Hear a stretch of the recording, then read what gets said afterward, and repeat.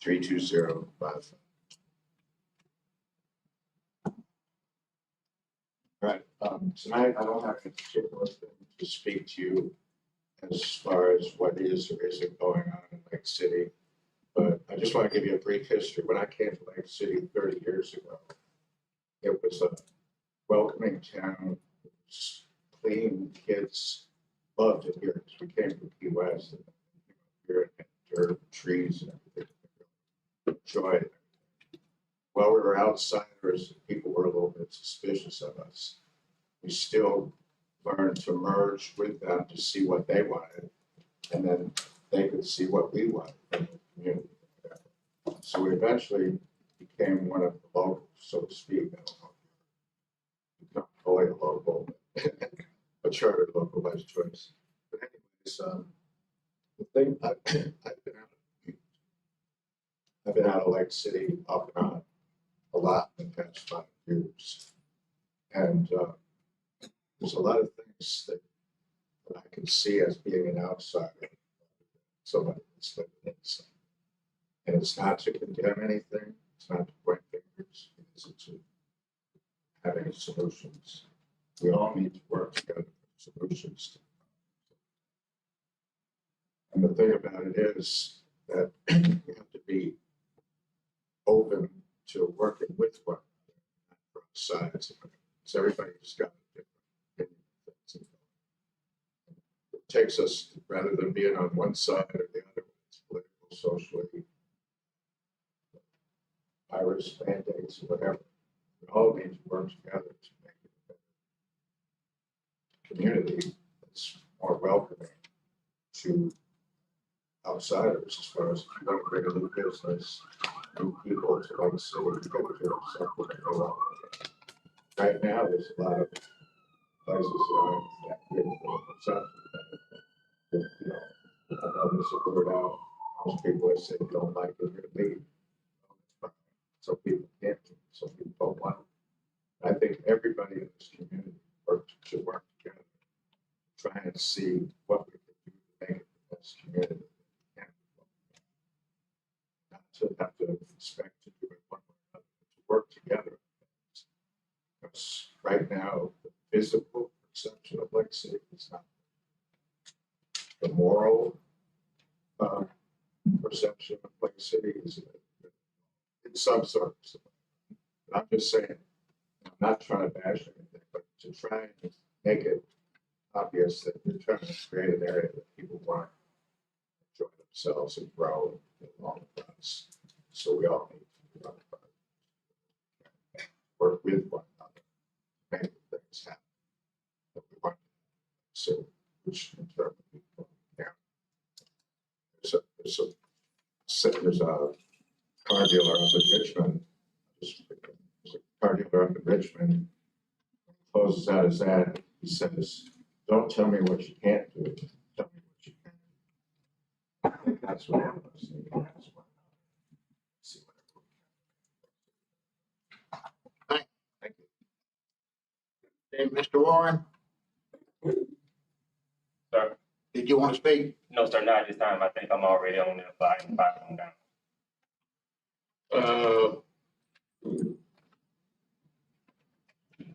Dr. Essing, did you want to speak at this time? Yeah, I've got 3 things to talk on, but we're just doing one right now. Okay. On the agenda for the other 2. So I'm actually here with Ms. Leila Williams. Is Dr. Mobley here? He might have been engaged, but Leila, would you like to? Good evening, everybody. I'm here tonight to thank the city for helping us celebrate history at the Richardson High School on Saturday, the dedication of the historic marker. And I want to invite everybody to come out and have a good time. And thank the city for assisting us in finances as far as having it done and installing the marker. Thank you. And they actually poured the foundation for the cement, and I think they're going to finish erecting the monument on Thursday. So it should be good. I do hope you can all come out and really we thank you. I think Dr. Mobley wanted me to ask about a proclamation. Okay, We've got perfect. Thank you. Mr. Holgram. Did you want to speak?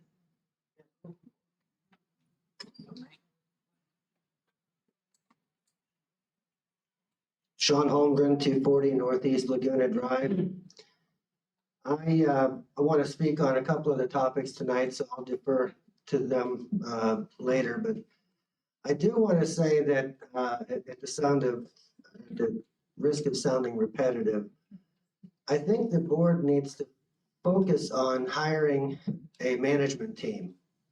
And I think you need to focus on filling the holes in your directors and in your management team before you start to go off and expend new expenditures.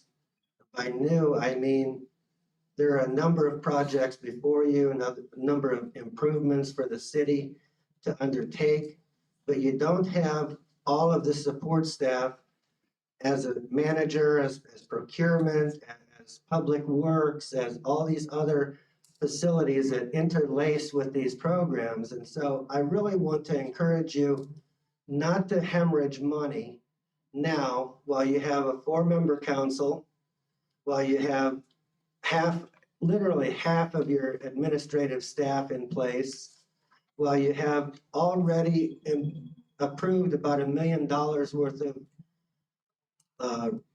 raises and bonuses and things that you've got going on this year.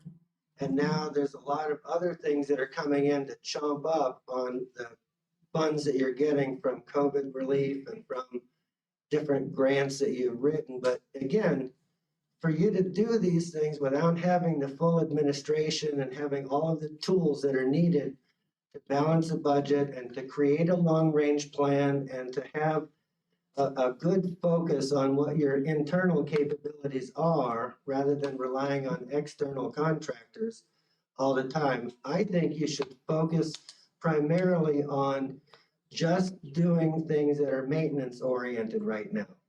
If you have a pothole, fill it. If you have a broken pane of glass, repair it. If you've got to fix an IT infrastructure problem, then go ahead and fix it. But don't start new projects worth millions or even just a few $100,000. Don't do these things until you've got good guidance and good advice coming to you from a full team of management staff. And that's my comments to begin with. Thank you. Okay, next is approval of the consent agenda. Is there a motion to approve the consent agenda? So moved. Motion is second to approve the consent agenda. All in favor, say aye. Aye. Opposed? Okay, presentation. Citizens Police Academy Alumni Presentation to Lee County Fire.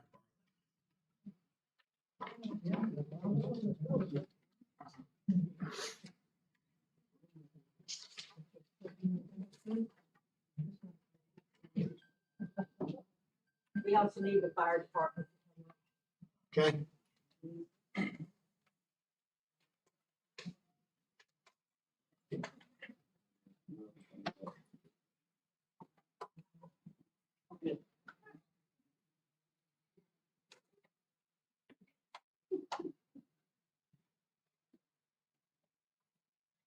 My name is Ernie Arsamarsa. I'm the president of the Civilian Police Academy Alumni.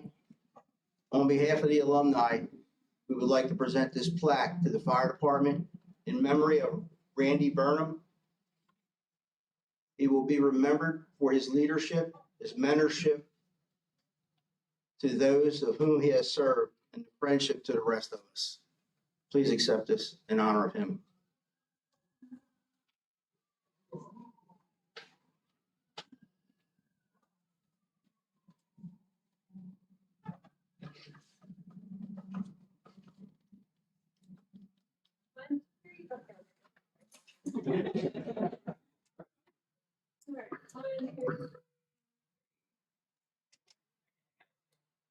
Thank you.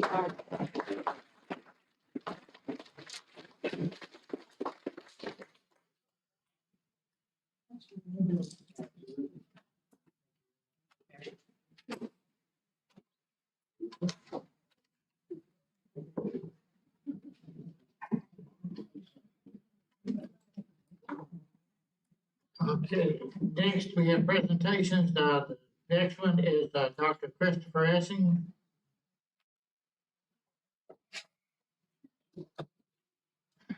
So it's not an extensive presentation, but ultimately I've come to ask for permission to erect a monument to the soldiers who fought in the war on terror, to the soldiers who fought in Iraq and Afghanistan. My goal is to try and erect a monument for Memorial Day. However, I've been talking to some of to the memorial companies, the one over here off of Railroad and the one over towards Watertown. And they said there might be a 8 to 9 month turnaround. So if that's the case, then I would move to erect it on Veterans Day. But it would be a memorial then to all of those who fought, in particular then listing, there was one casualty from Lake City.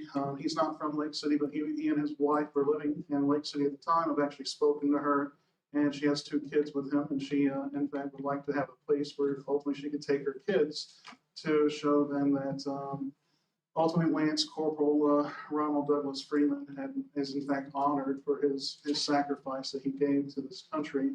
So my goal, or at least then what I'm asking, is for permission then to erect the monument and the war monument section of Old Lusty Park. The monuments average around 5,000. My goal is to then ultimately begin fundraising. I've gotten several people to offer donations already. Some of them 500. I'm going to ask the Elks to cover part of the expense, the VFW to cover part of the expense, and the American Legion to also cover part of the expense. I've also spoken with the National Guard. They would like to participate in the event. Ultimately, then my goal is to have the VFW and the American Legion also participate in the dedication of the memorial when it takes place, and of course have all of you there as well. And this would be similar to the other monuments. It would be. In fact, I was looking at measurements. The one I looked at, I didn't realize they're all the same color gray. So the one I looked at was a slightly different color gray. So I'll go back and see if I can find one of a similar color.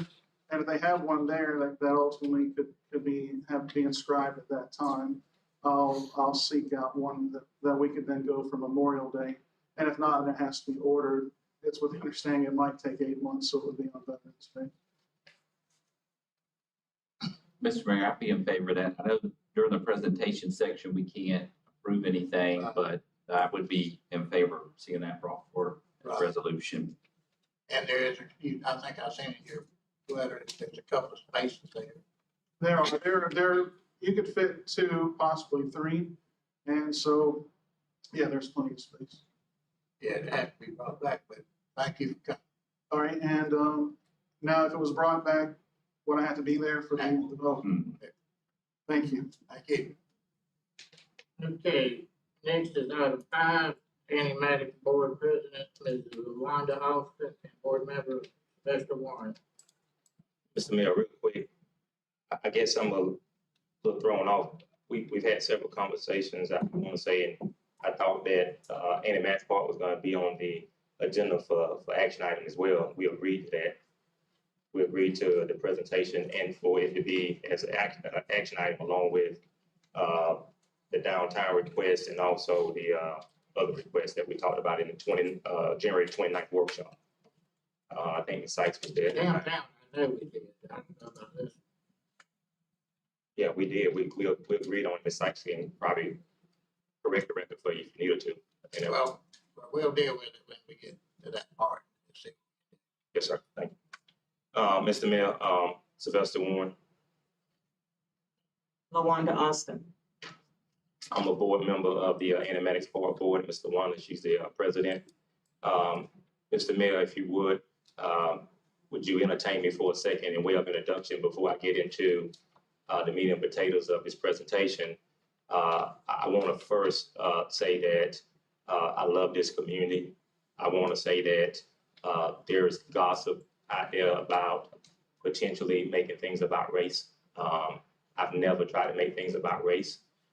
My attitude, of whether people agree or disagree, has always been to look at Lake City no different than the hospital, ER, or emergency room look at issues. They only deal with patients based on their critical needs. And that's who gets seen first. If it's a gunshot wound versus a stomach ache, they see the gunshot wound person first, stomachache patient, they further down on the threshold. When I look at the Black community, it's very, very critical on that list. I just happen to be Black. I have no hand in the fact that I'm Black, nor do I have a hand in the fact of the way that the Black community is. So that's not my fault. But I would be remiss not to do like a civil rights pioneer have access to do, which is Harry Belafonte. He said that he finds it to be very socially irresponsible when you see things and you don't speak up about it. And so I refuse to be socially irresponsible. At one point, I had a heavy hand in being very disruptive and very negative impact in my community. And I made a vow to myself and to God that for the rest of my life, that I would be even more, have a more stronger hand in making sure that there's a positive outcome in my community. And that's all I've been doing. So, Mayor, I thank you for allowing me to say it in a way of introduction. I think that it's my understanding that y'all have an agenda packet with all of the information in it as it relates to Annie Maddox Park. Correct. I think the last time we were all together and this issue came up on the 29th workshop, it was some discussion about whether or not the city could potentially spend money on a private organization or something along those lines came up. I've spoken to 3 different attorneys and they've emailed me back, and they all agree that the city can spend money on a private entity, on a nonprofit entity, as long as it serves a public purpose. And Annie Maddox, it serves that public purpose. Also, in helping Annie Maddox, you're not only serving a public purpose, but you will also be preserving history, given why Annie Maddox Park even exists back when during a time it was segregated. That's what brought Annie Maddox Park about. If you look at your agenda packet, I think it's a very, very reasonable ask, Mayor and Council.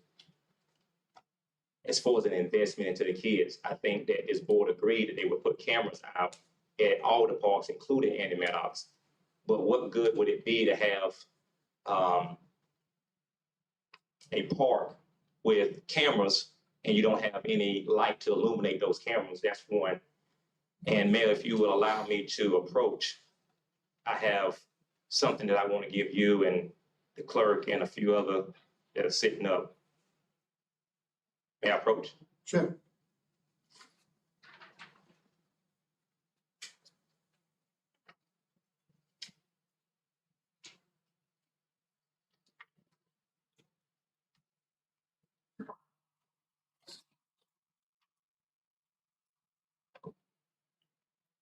Mr. Mayor, what you have before you, I took it upon myself to reach out to some law enforcement. I had an opportunity to meet with Val Dems down in Gainesville. She's a former chief of police in Orange County. I've had a chance to reach out to some other folks. And in reaching out to them and in my own research that I brought, there is tremendous research that says when you have a nice park, well lit, well maintained, that it prevents crime and it reduces crime. And I would love to have you, Mr. Mayor, to have the chief of police to speak to this issue as to whether or not that's valid. Because what we're trying to do in that community is not only make the park better, but to bring down any potential crime and reduce any crime that's taking place in that community. And I think the total bill between getting everything resurfaced and painted, similar to what Richardson Community Center did out at Richardson, and also putting the lights up. I think Mr. Walker Graham came out. We're talking about around about $6,000 to $8,000. Do you mind if Mr. Butler, the chief, speaks to whether or not this is valid as far as? Sure, he would say that it was. Chief, you want to speak to that briefly? Thank you, Chief.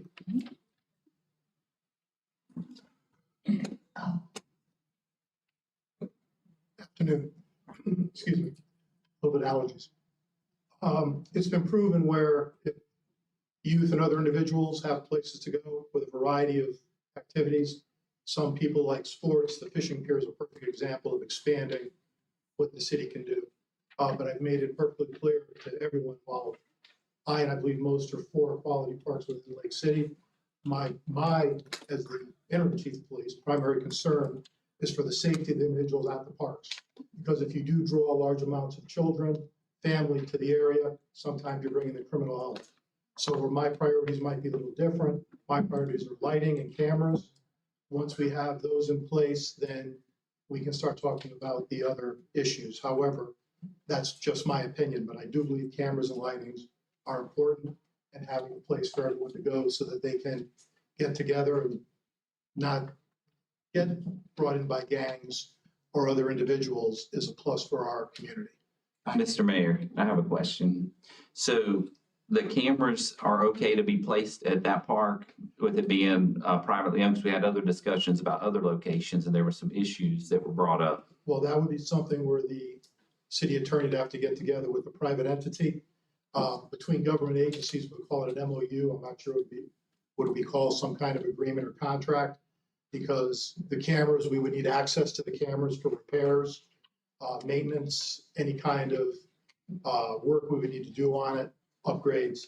So the agreement would have to be, and then obviously where the power going to come from the cameras. So there's quite a few things we have discussed with Motorola, what other government agencies have done.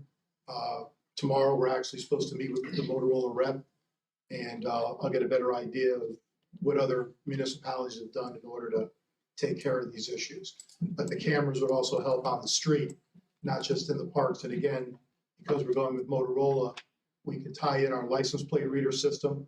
So now we're not going to track the cars that go by, but if something happens, we get a plate, our investigators can look and see where in the area, this is in different parts of the city, where that vehicle was. So from a investigatory standpoint, the cameras would be a good idea. Thank you. And I think, Mr. Mayor, why I wanted to point out this research and have the chief to speak on it, because it's important, at least for me, and I would only assume for everybody that's in this room, even those that are on the diocese, that we do everything we possibly can to reduce or prevent crime and create an opportunity where young kids and families can come together in a nice place and play and prevent that element from happening. Even the chief mentioned that he would love for it to have lights, because cameras with no lights kind of don't work out. And then the lights could also be the power in which he would need to tie his cameras in so that the park can have that security feature to it. Mr. Mayor, I won't delay this conversation and this presentation. I just want to know, is there any reservations as to why we as a community, you guys as a board, would do nothing other than strongly support this concept? We have the money.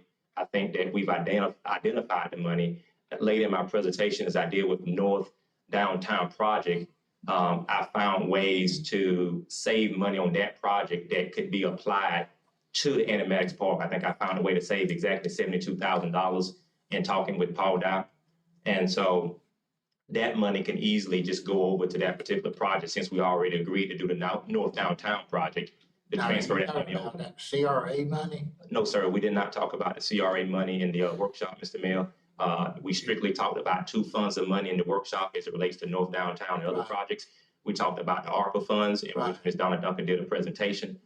We also talked about the CARES Act money, which is the $900,000+ that the county gave you guys, that's not earmarked for no particular purpose and has zero restrictions to it. And I've also talked to Paul Dow, and I've also talked to finances, and there's no restrictions to that $650,000 that's left. That's what I'm just trying to narrow down what it is. Mr. Mayor, we have in that last workshop discussed setting aside those funds for two main things. One, the airport, because we have committed funds and that's the only source we have for them. And secondarily, for fixing Memorial Stadium. As far as the other funds, they're restricted. I think the main thing to me is this request is for public funds at a private park. So I would state that, you know, there's a licensing agreement with the county, which I think we all have. The county is handling maintenance. Has the county kicked in any funds for this project? the county, so far, I don't know, Mr. Sampson, have you ever visited the Animatics Park at any point, or either prior? Yeah, I played, Yes, I've been on that park back when it was a rock field. right. So, well, have you visited, did you ever get a chance to visit what is now the multipurpose And building? it looks way better. So what happened is that about a year ago, it was so embarrassing, the board couldn't even invite people to even rent it, nor have people to come down to it because it was just almost to the point of being condemned. And we got with the county back when Ben Scott was the county manager, and we all had several meetings. And to this day, they have renovated and turned into a multi-purpose building. They helped us to renovate the concession stand, and they brought us a multi-purpose playground equipment for the front part of the park. So their total somewhere is around about $325,000 has been their contribution in the last 12 months. Okay, and going a little farther than that, looking at the license agreement, you guys maintain the rights to the concessions and renting out the building for a fee. I couldn't find the 2020 return. It's not scanned in yet on IRS, but what's the revenues roughly that the park itself's generating? Well, we just opened the rental fee this year. So we've only been operating as far as rented out in the past few months. We started out at a 150 rental, and I think we've gone up, correct me if I'm wrong, to 250 with our last month board meeting. We all agreed to go to 250 for rental. Expand on that a little. Has there been any fundraising done yet toward this project or anything to try and gain funds toward this amount? It hasn't, and neither did we fundraise for the 325,000 that the county gave us.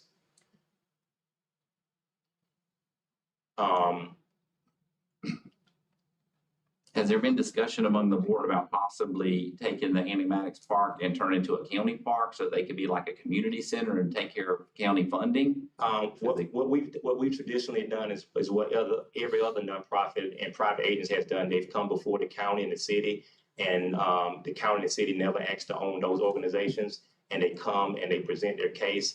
And there has not been one time that I've seen a nonprofit organization or a private organization that's trying to serve the public in a greater way ever be turned down by the city nor the county. And nor have they ever asked for their property. So a couple more questions, Yes, sir. if it's okay, Mayor. So now, see, you brought Ms. Austin as the board president. When did that take place? That took place when there was this big debacle about whether or not Grover Lewis was on the board, because there's a little chatter in the community. So September, October timeframe? Yeah, so Grover Lewis is no longer part of the board. And so if there's any doubt in people's mind about that. So to further ask that, so if I called to rent the facility, would you direct me to contact Mr. Lewis and pay him to rent the facility? Because that just happened within the last 2 weeks. I would direct someone to call Ms. Mary Williams, who's our That's treasurer. not what happened. So, because I am concerned about Mr. Lewis. Looking at FDLE website, looking at some biz has not been updated. We're 7 months on. So if I call the state of Florida, the president's not Miss Austin. It's Mr. If you call the state of Florida, Todd, the president is Ms. Austin. We got the updated information on my cell phone and my email, and we have refiled our 501c3 paperwork. It's all LaWanda Austin. And So Mr. Lewis is not affiliated in any way, shape, or form. Here's what I tell you, and here's what I told David Krause, and I tell anybody. If you want to come down and clean the bathrooms and volunteer time, it's so frustrating that people would complain about somebody volunteering to clean the restrooms. No, But not they- someone. No. You complain about him being in the restroom? No, not someone. Someone that's on the FDLE site. Clean the restrooms. Yeah, no, not especially the restroom. I don't think the feds would have a problem. I mean, I can call my uncle. He's a federal I'm hearing other things from people in the community. They're uncomfortable. Where they at? I have no idea, but some are intimidated to come, but Some are intimidated to come, you say, but they're not intimidated to come and make up these falsehoods about Grover Lewis being on the board when you have board members who run the board who the county has his resignation letter. He resigned back in September. So he wrote the resignation. They archived it over at the county. That's why they continued to have our license agreement. That was a part of the deal. so, but he still continued to take funds and rent the facility. I don't know nothing about him renting the facility and taking funds. Miss Mary Williams takes the funds and she's our secretary and rents the building out. I think point blank, from my perspective, I can support the cameras, definitely.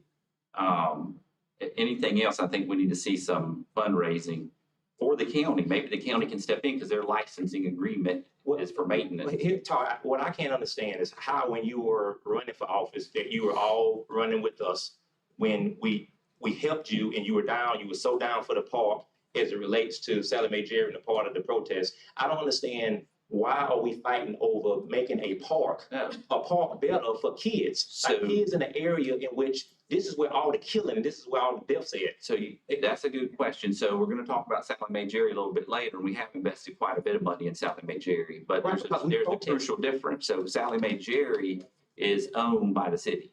Is that correct? Todd, yeah. Be quiet.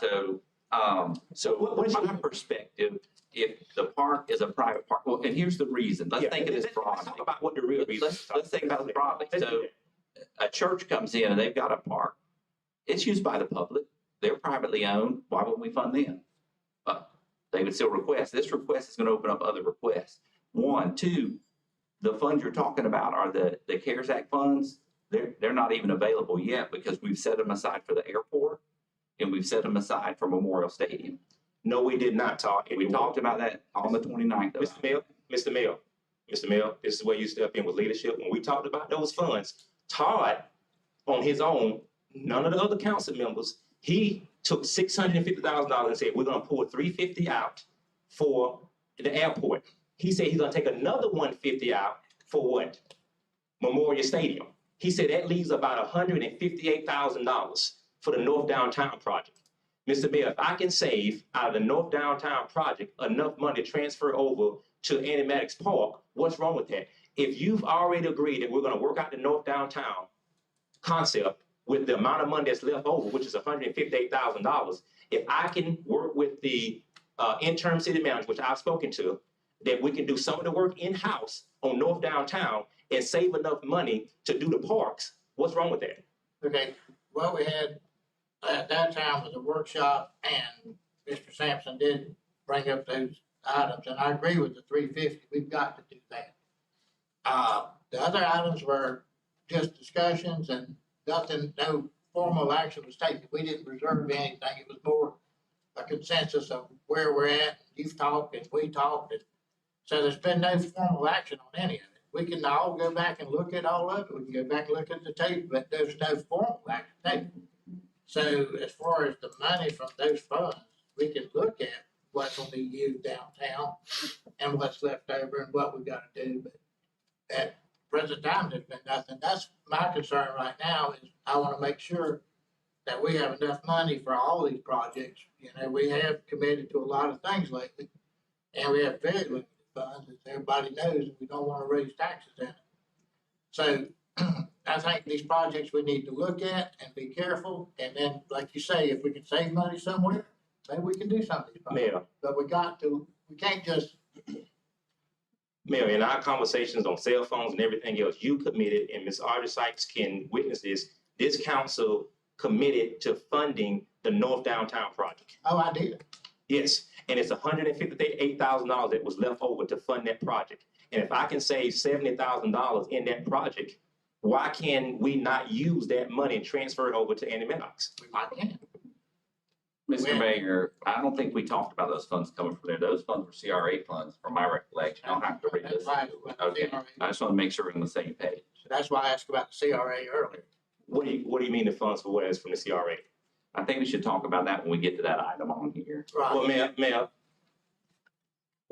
I guess we need to just make a decision, and I think there's other people that want to speak to this item.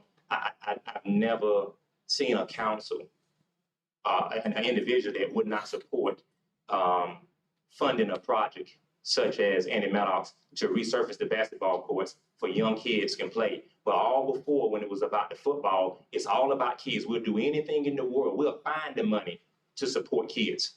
And now here we are asking that y'all find money that you already have in the CARES Act money to support kids. And I'm just appalled, and I'm at a loss as to why, Mr. Mayor, that you wouldn't step up as a leader of this whole city being the mayor and say, this is the right thing to do, that we should fund every park that it serves a public purpose and to keep these kids out the streets so that they're not in the handcuffs of the police officers, they're not being sent in front of the state attorney. We're talking about, here's some numbers that you brought, when I think I can save us money over here. You said earlier you wasn't talking about CRA money for this project.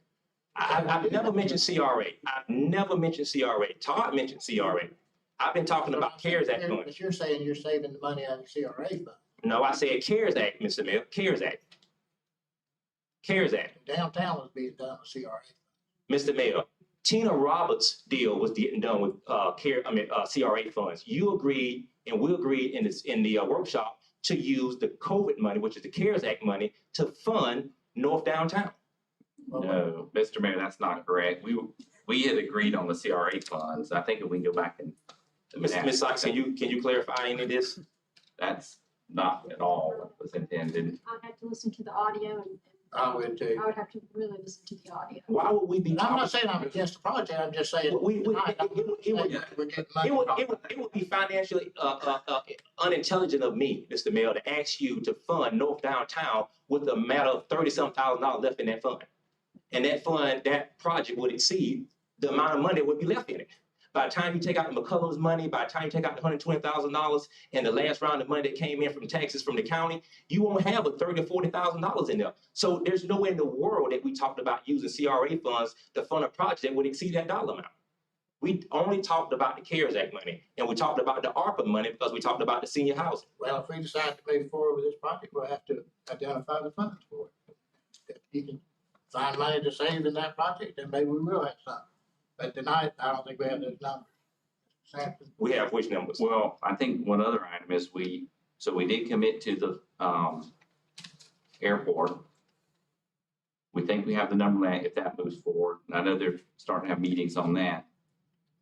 But we don't have the final number that I'm aware of on Memorial and what's happening with Memorial, and that's going to affect that. Now, we think 150 because that's what the gentleman said that came from the engineering firm, but I think we need a hard number on that before we see what's going to be left over in that bucket, because the other bucket's not going to go to a park. We can't say, take it out of this bucket and fix this, because it's not going to go.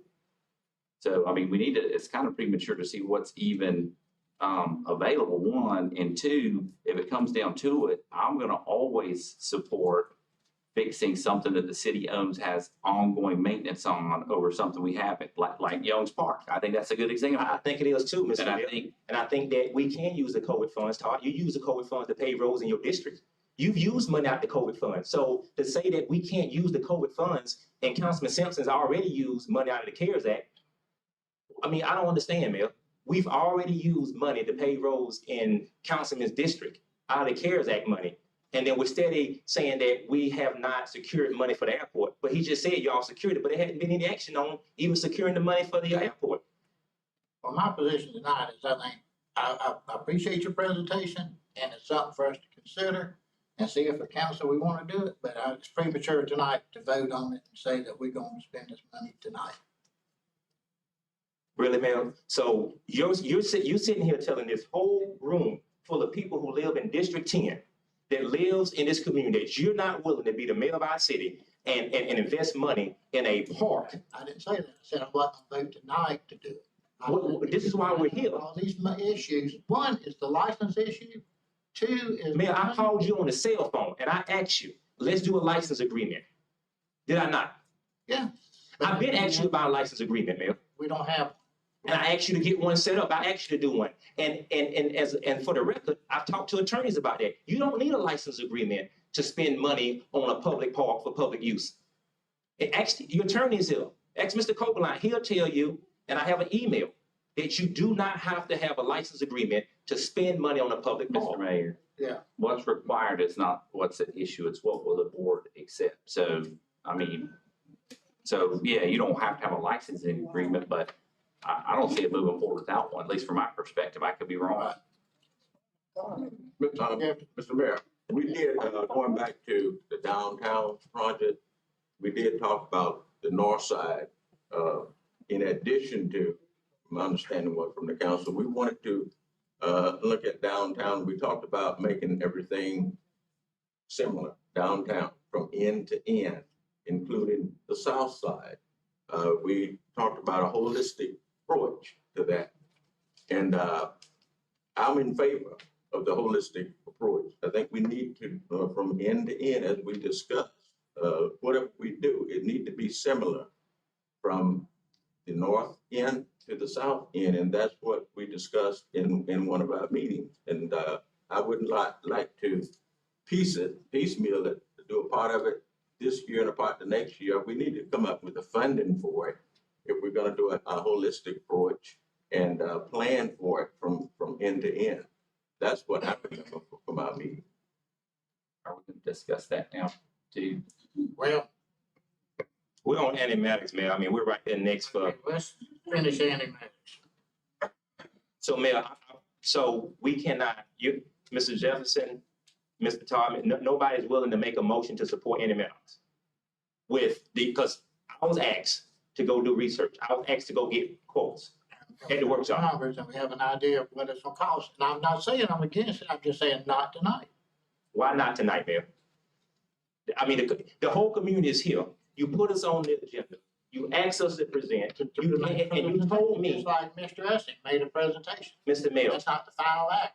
Mr. Mayor, I sat here in a council meeting and I sat here in a workshop and I begged you, I said, will we be on for a presentation and action? And you said, yes. I asked you again, I said, Mr. Mayor, are you sure? And you said, yes. Right.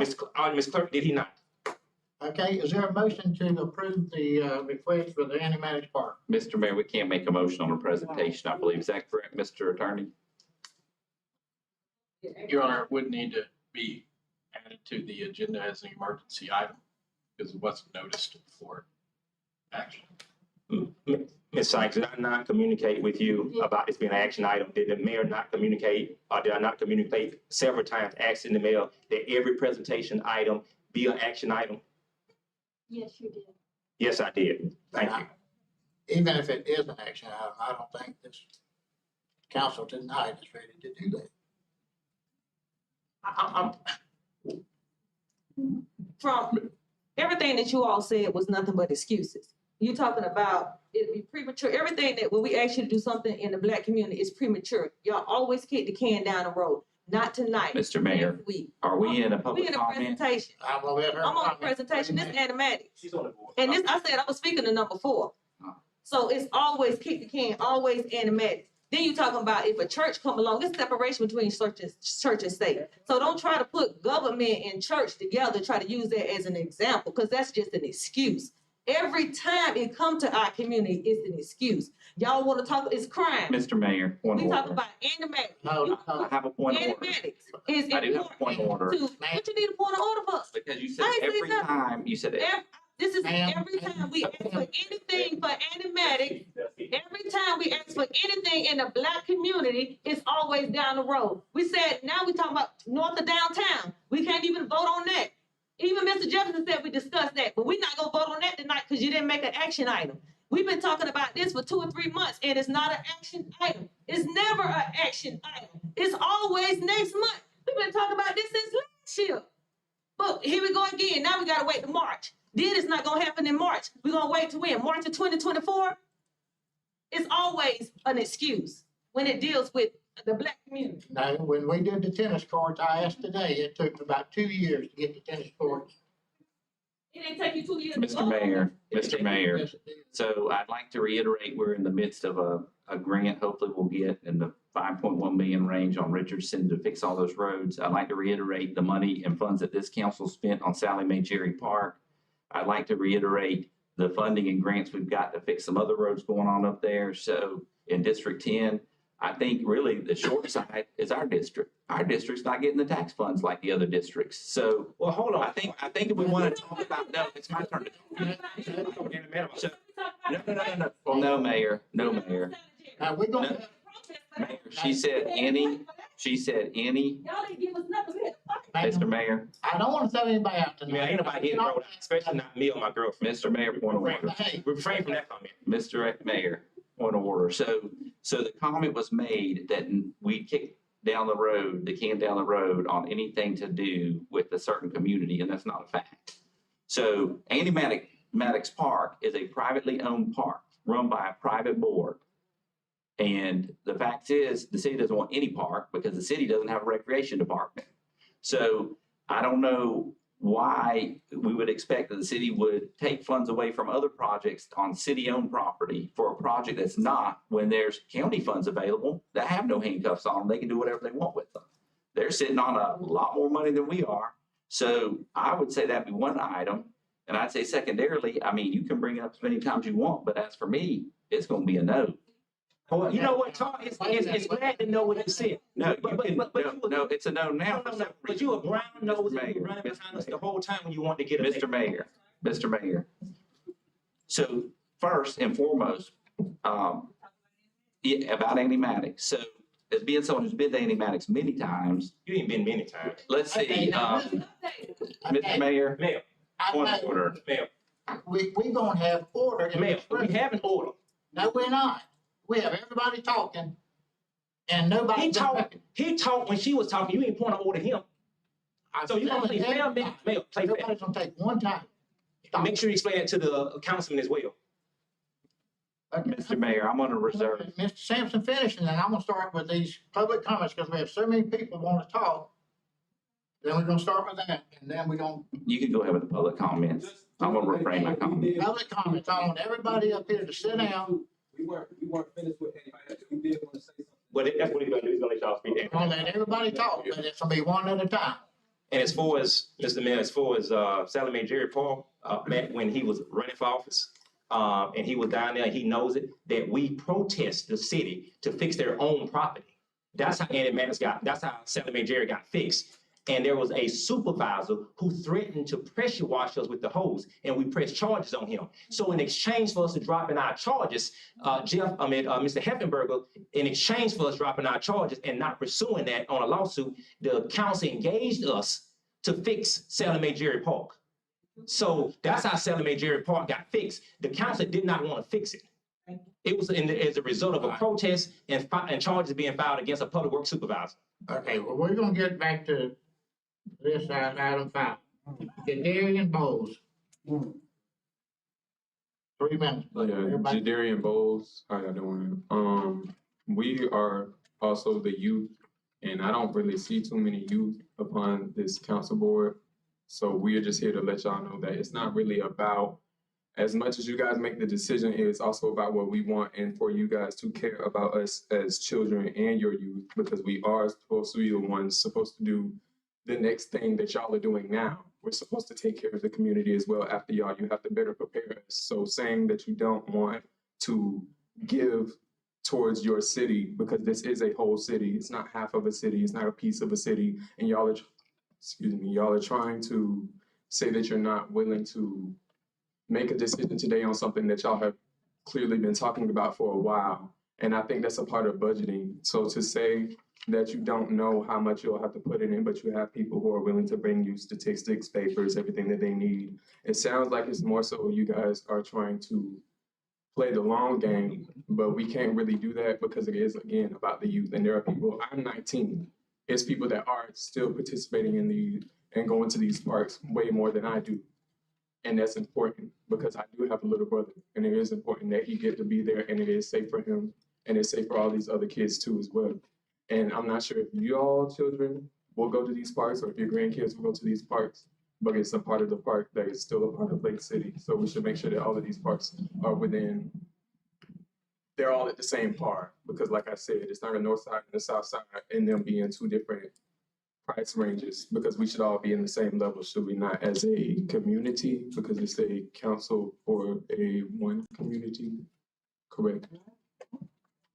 That's it. That's all I have to say. Okay, thank you. And Jadarian Bowles. Darius Bowles, how y'all doing? I really have a question for you, Mr. Mayor, as well as you, Mr. Todd. I wanted to know how important this airport is to you guys and why it's that important. Mr. Mayor, I'll answer that. Mr. Bull, so we committed in conjunction with the county for a grant at the airport. The grant funds coming in, you have the number, the exact number, how much the total is? Our share, but the city and the county shares just at short of 700,000. We committed to this. Our previous city manager told us we could get those funds in a secondary grant, which was not available.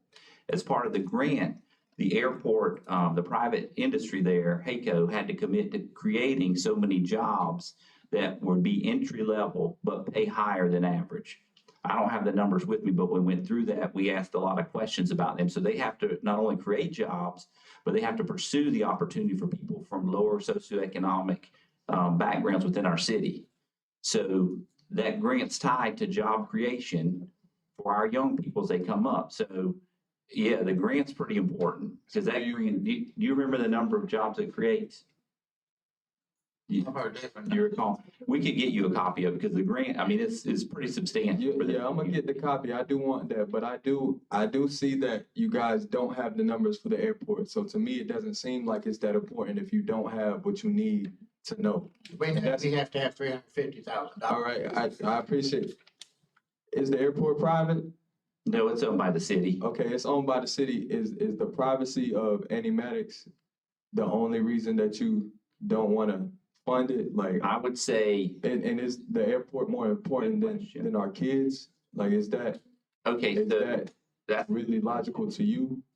And I don't think the airport's more important than children. That's for sure. When the action that you guys are taking on the city council towards animatics, that doesn't make the community feel that way. Like, we don't feel like you guys care because you're not showing us that you care. Like, if you put us above an airport or a football stadium, we would feel like we were heard, but we're not heard, and we're continuously not heard. Every time something's brought up and it's from somebody of a different skin color, it's automatically race. It's automatically a race problem to y'all. And if it is a race problem, why can we not talk about it? Why can we not talk about it? Because it's historical. We live in the South. This is Lake City. We just had the Olesti, and we know what that's about. So I don't believe that we're crazy and we're out of our minds whenever we want change, because that hasn't happened. And how long has this been a conversation, animatics? And how long has the airport been a conversation? So a couple weeks, I've heard about it. Maybe a couple weeks. This is new. Animatics? Yeah, this is new. And would that be correct, Mayor? When did we get the numbers, Mayor? I thought you do or don't have the numbers. We just got them. No, not for them, for the airport. Oh yeah, we've had those. Okay. We've known about that. Yeah. So yeah. No, we've had that. I mean, we've been working on that. What I'm confused about is how you can't.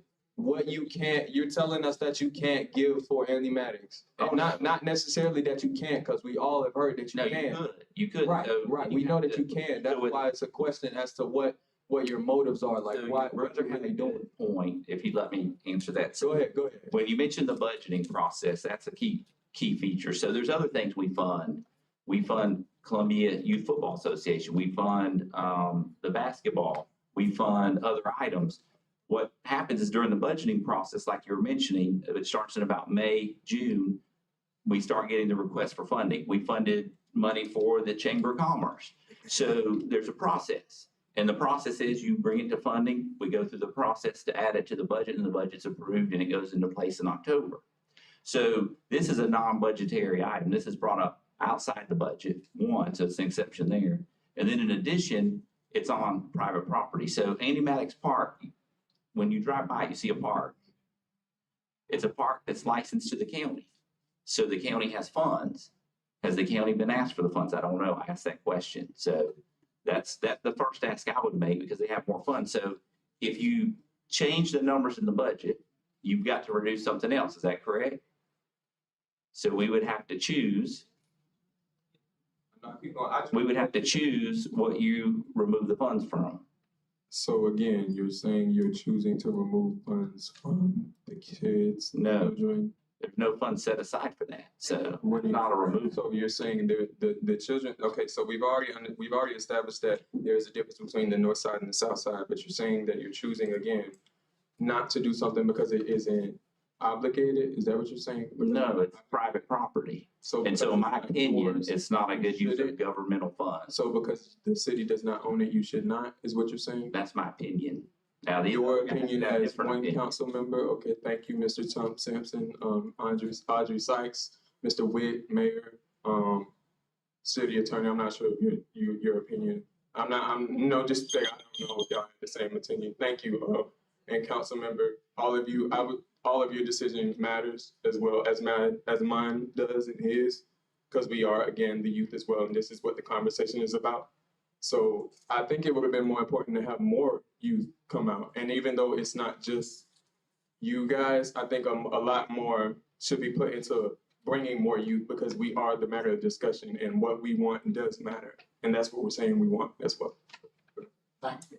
I just got one more thing to say before we go. I'm not really trying to waste all y'all time, but what I do have to say is, if you don't like when we say things, if you don't like when we bring things up, then something has to be done.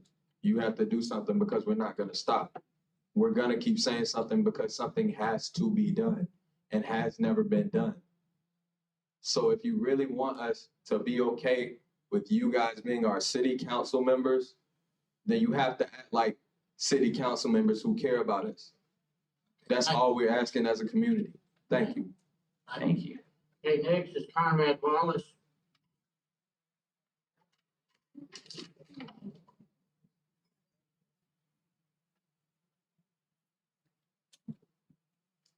My name is Conrad Wallace, P.O. Box 1331, Lake City, Florida. My question is, what is the problem with supporting Animatic Park? I think I've already mentioned it. It's privately owned. It's not a city park. So city funds are limited. The budget's limited. And so we have to take care of obligations the city already has. Let me ask you this. So should we just neglect things like city utilities? We're talking about youth now.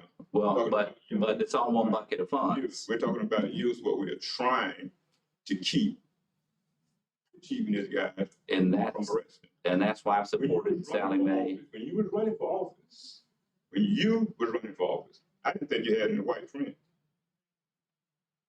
Because you stayed in the black community. You stayed there. You personally should be supporting the black kids as much as you stayed in the community, getting our support for you. Personally. Mayor, I'm through. Mr. Mayor, so I support all the children, but to play the kids as the pawns in a political game is not cool either. So the park is not, I think I want to just make a final statement. So as far as the park goes, as long as it is private, I will not support public funds going to it, but I'm one member and that's just my feelings on it. So it's not going to change by more questions. This isn't a question. This is the youth talking. So Robin you are the black children. Mr. Mayor. The black children have to let you know that we care what you say the same way you care for what we say. Okay, so if we're telling you aren't doing enough, that means you're not doing enough. Maybe we need to keep our course at your line. Okay. Robin George. Robin George, 369 Northeast Fernie Street. Mr. Sampson, for a very, very long time, and you probably don't know me. I recognize you. Yes, I was a faithful flyer to your laundromat.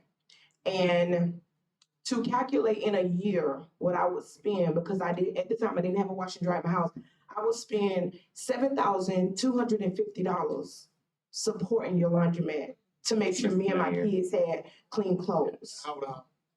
Are we going to talk about private things? No. Because this is what I would like to talk about what I spend later. But listen if we can talk about that. But please listen to what I'm saying. This you're eating my time, and it does have to do with animatics, I promise you. Because this is what I'm saying. What I'm saying is this. I know countless of girls in Cedar Park that come and spend money at your laundromat. And I know for a fact they don't have money like that.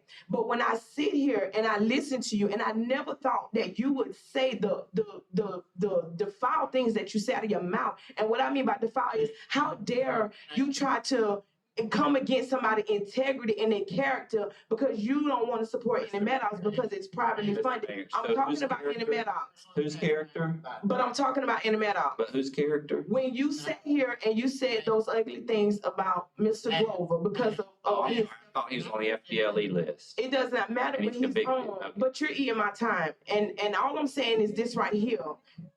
when you needed the support, everybody was there for you. We're not asking you for nothing that you won't do for you. I know that you have 5 kids and I know you have a wife. And I know for a fact you want your kids to have a safe place to go and play. My son is autistic. So during the day, he cannot come out at night because the sun is too much for him. So I have to take him out at nighttime. But it's not safe because guess what? There's no cameras and those lights out there. So if something happened to him, I understand that you're for the cameras and lights. But what I'm saying is the funds that can be allocated more to animatics, you don't want to do it because of some red tape. When the truth, hold on, please don't get on my time. When the truth of the matter is, you guys know how to manipulate numbers to make it work and conducive for you. And all I'm saying is, if you're gonna do that for you, do that for the Black community. We're not asking you to build Rome. We just want our kids to have somewhere safe to go. And to me, I just don't feel that an airport, which the 90% of the Black people in here don't even own an airplane, is not beneficial to us. That's my point. Mr. Mayor, so that's interesting. We could get into personal contributions. That's one thing we can talk about, but I'm talking about the use of public funds, not personal. So it's a public funds issue. Okay, from And now, I see a real solution. Animatics can become a public park. It's real easy. It's a simple. It's just right. Let me tell you what ain't gonna ever happen, boy. It's a right. Boy, let me tell you what ain't gonna happen. okay. Let me tell you what ain't gonna happen. Mr. Mayor, he's not a boy, Mr. Public Mayor. comments altogether, if people don't, That ain't gonna ever happen. So if you've been talking to your county commissioner buddies that you now brown nose, I don't. yes, you do, because I talk to them too. Don't think they don't talk to you in this Mr. Mayor, me. Mr. like they Mayor, have in point the of past. order. You can't. Mr. Mayor, point of order. okay. Man, is you serious? Is he serious? Mr. Warren, Mr. Warren. We're doing public comment. Mr. Mayor, I'd ask you to follow the rules of decorum. We are, Well, you too, buddy. we are. Okay, Shamira Bowden. That's the right, I can't read this. You think, right? Mr. Mayor, make comments about. Okay, now, Mr. Warren, please sit down. Mayor, Mayor. Let me tell you what year we live in. We live in 2022. Don't you ever tell me to sit down. I stand. Listen, I pay more taxes. Mr. Mayor, who's running this meeting? Are you running the meeting? Who's running the meeting here? Please. You don't Mr. have Mayor, to you sit down. running the meeting or do I need to go? Then we won't have. If you're not running the meeting, I don't see why I can't be here. Because that's what's about happening. And I agree with you. We're gonna shut it down if we don't. Mr. Mayor, I'll see you on the next meeting. No, he's not controlling the meeting, so I guess the meeting will be over. People want to be heard. No, the meeting don't want, they don't want to be heard. They want to just I talk. want to, We want to be heard, but we don't need somebody. Mr. Mayor, you're gonna control the meeting? If If you don't they'll, control the meeting, I'm leaving. okay, well, y'all please sit down. You, I'm gonna ask the sergeant at arms to take control of this meeting. And anybody that's not called upon and recognized will be asked to leave.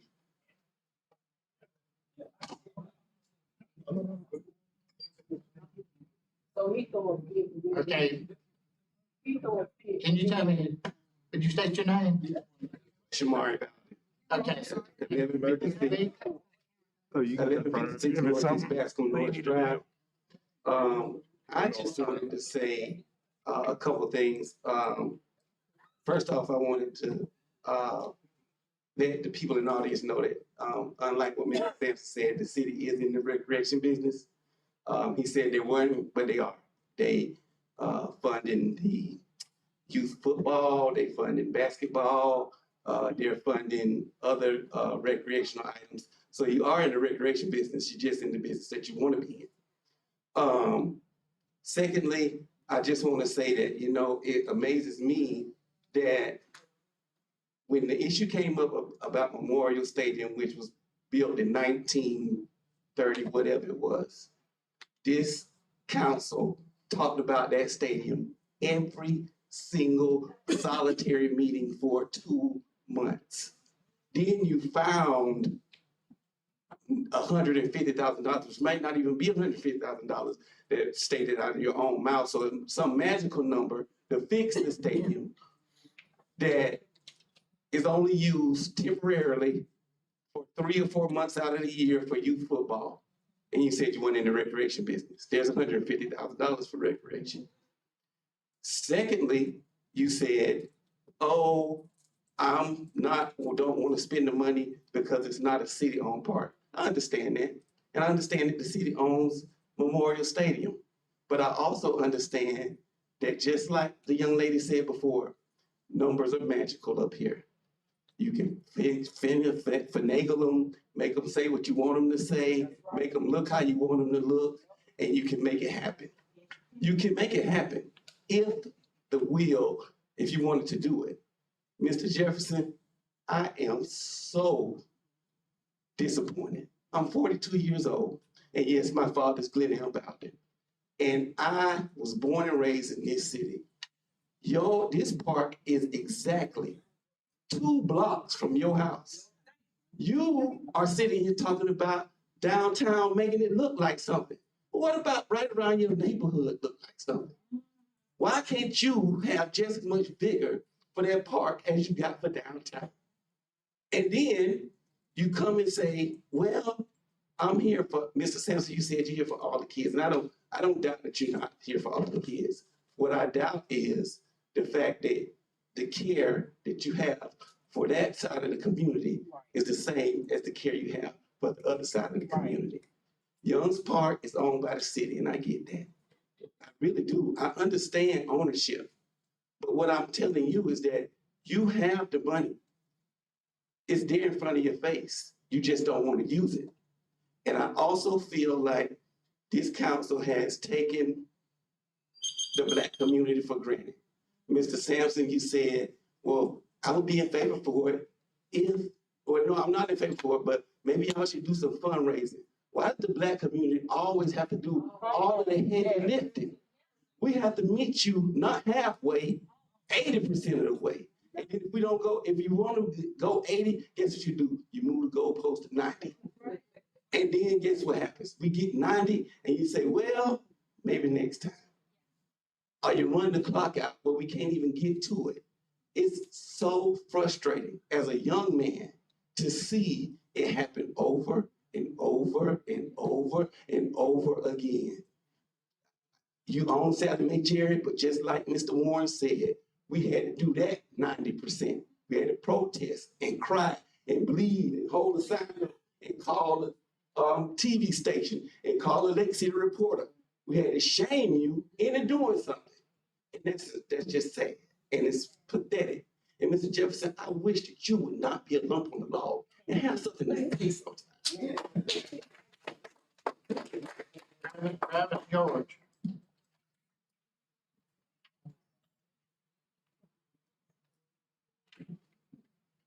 Travis George, 369 Northeast Fernie. Just a couple of things I wanted to say. First, in regards to the comment made to Mr. Lewis, and I just think, and this is for us to think about how hypocritical it is for us to open a session with prayer and then we condemn someone about their past. I think that when it comes to Mr. Lewis and our reserve with Mr. Lewis working at this facility, but he's a citizen of this city. We expect him to pay taxes, and it's not pay taxes. Let me look where these taxes are coming from before we accept them. We graciously accept his money to pay taxes without even considering his background. That's just something for us to think about. The other thing is this: Andy Maddox is a private park, but one of the things we've got to think about is, why is it private? Because there were no places for our people to go in the beginning. So someone had to donate property for our people to go. There was a pool at Memorial Stadium that Black people were not allowed to swim in. The Richardson Community Center is now, that property was donated. Why? Because nobody wanted to educate Black people when segregation came. And so that's a private property, but you guys are giving money to that. And I'm not saying I'm right, but I am saying just some things to think about in consideration. That I hear what your concerns and reserves are, but look, you guys are given to a Black private location. And, you know, what we're really hearing is you're asking people not to give all. They're asking you to give some. My people are not asking you to give everything you've got. but a portion that you got. What happens after Annie Maddox? You see what I'm saying? Annie Maddox. Because there's nothing else to follow with it. So if we learn that, and this is just something I'm learning, especially with my people, is a lot of times we want to get one thing out of the way. So we feel a sense of accomplishment. And if you give it to us, and then most of you here are educated people, that whole thing about just give them the pickle. I know most of you read the book. Just give them the pickle. Just give us the pickle.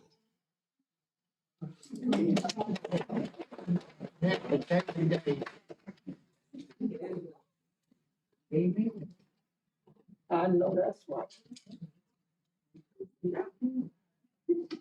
Well, on the lighter side, I think there's obviously some significant issues. So I'm not sure how relevant my input is, but I represent Lake City Pickleball. And Mr. Mario Kopic over at RCC, if you're familiar with him, he asked me to get with Mr. Warren and do a site assessment of the park. And there's a rundown tennis court there. And to use my expertise in, it is a suitable, and everyone had, Mr. Kopic, Mr. Warren, have the idea that if we make a really nice pickleball facility there, we can have youth programs. My organization is willing to use our expertise in pickleball to help run clinics and get the youth and all that, and adults in the community active in this thing. So it is one small positive element of everything that's been talked about tonight in this park. It would be, for those of you, if you're not familiar, is everybody familiar with pickleball, or is anybody familiar with pickleball? Yeah, at Richardson, it's pretty big at RCC. It's the #1 growing sport in the country. It's growing like crazy. It was thought to be a senior type sport, but now it's everybody of all ages. It'd be perfect for the youth of any community. And so as part of that committee, we want to promote it. And we'd love, a great day would be the day that I drive by that facility and see a bunch of kids out playing pickleball. That would just be a wonderful thing. So that's part of the equation. It has our support. As part of the community, we certainly would volunteer our time to do the clinics and whatnot. There's even talk of tournaments. There's pickleball tournaments all over the country. No reason why there can't be one there too. Those are moneymakers usually. So I think it's a good thing, and it's just a positive element of this. So anyway, that's our put. I just wanted you to know that they have the support of us, of the Lake City Pickleball, as one of the things. And honestly, that tennis court that's already there is a solid foundation to put 4 pickleball courts on it. There's no cracks in the court. It's rough, but it's so for a minimal cost. And I think Mr. Warren's gotten the quotes for it. And I think that's part of the number that you were saying earlier. So for a very minimal cost, because the foundation is solid, it's just a resurfacing. And then you'd have 4 beautiful, state of the art, if you want to go that far, but 4 beautiful pickleball courts that the community would be proud of. And so, anyway, that's our report. That's my point. So, thank you. Thank you. Appreciate it. Okay, next is Mr. Ray Keane.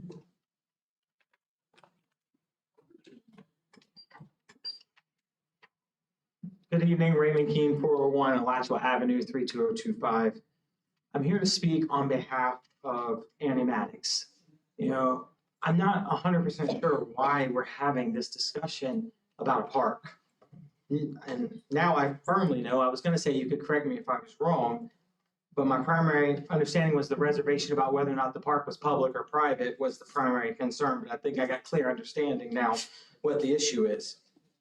I've spent most of my adult life in the arena of public service, most of which has been dealing with students.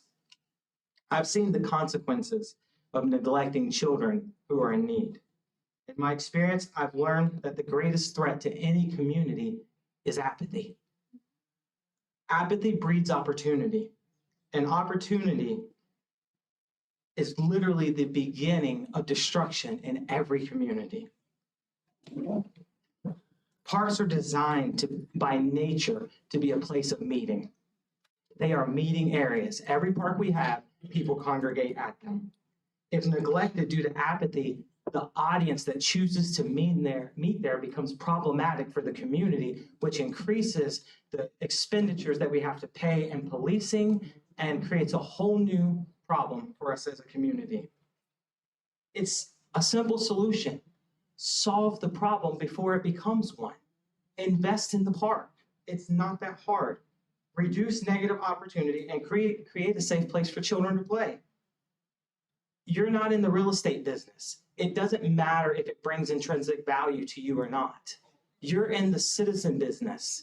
Your job is to do what's in the best interest of the community and the constituents who you said when you ran for office that I would represent. That's your job. It's not whether or not it benefits your bottom dollar. Like, you don't take away anything from this when you're done. That's what public service is. You walk away and say, I'm leaving it to the next person. Forget crime. I got 50 seconds. I'm going to hurry. If a child trips on a broken cord and breaks his or her leg, that's a hospital bill that's probably not going to get paid because they can't afford to pay it. And that's on us. It's on us because we could do something about it. Or forget that. What if the fence is broken and somebody's child gets out? I have a deaf child. My child gets out on the road and gets hit by a car. The tragedy could have been avoided in the grand scheme of things by an insignificant amount of investment. We can make a difference. I know for a fact that if you're in the private sector and you own playgrounds, because I do, you are regulated to the max. They come and inspect. It's ridiculous the things that you have to deal with. It's insane. And if that's the standard for the public sector, it should be the standard for the public sector. Anywhere where people meet, we should take care of that. Our children play there. I don't care who owns it or who doesn't. You are responsible for the constituents. When I drove here tonight, I promise I'll hurry, but I want to say this. When I drove here tonight, I passed this big sign that says, we support Black history. That's good. You should. Because Black history is American history. Many African Americans contributed greatly to the American experience, and you should support it. You conceded to put a banner up there. Now you have the opportunity of a lifetime to show that you support Black history. Annie Maddox is a part of Black history. It is a part of our city's history. So if you don't want to do it because it's privately owned, do it because of its historical precedence. We just had an event last weekend, regardless of how you feel about it. Now, I know the city benefited from it a little bit because of the tax revenue that comes from it and all the vendors and all that. And don't say you don't support private business because it's not your event and there were city workers out there. This is an opportunity for you as a city council to say, you know what? I'm going to support the constituents. Annie Maddox is a part of Black history. It has been stated, and I am by no means have the authority or the right to state to the level of what it represents, but I could venture to say that for somebody's grandpa, they remember when it was donated and the price they paid so they could stand, so their grandchildren could stand here tonight and argue for it. And for you to say that it's insignificant, you are dismissing history, but only a couple years ago saying that we're going to stand on the precipice of protecting history because it benefits us financially. That can't be, guys. Okay. Okay, I'm done. I'm done. This city desperately needs a win. This is your moment.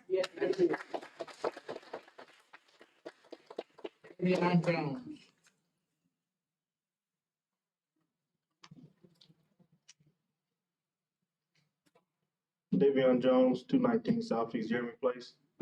I would speak from my passion, but that wouldn't be good for any of us. So I'll read what I wrote for the council tonight.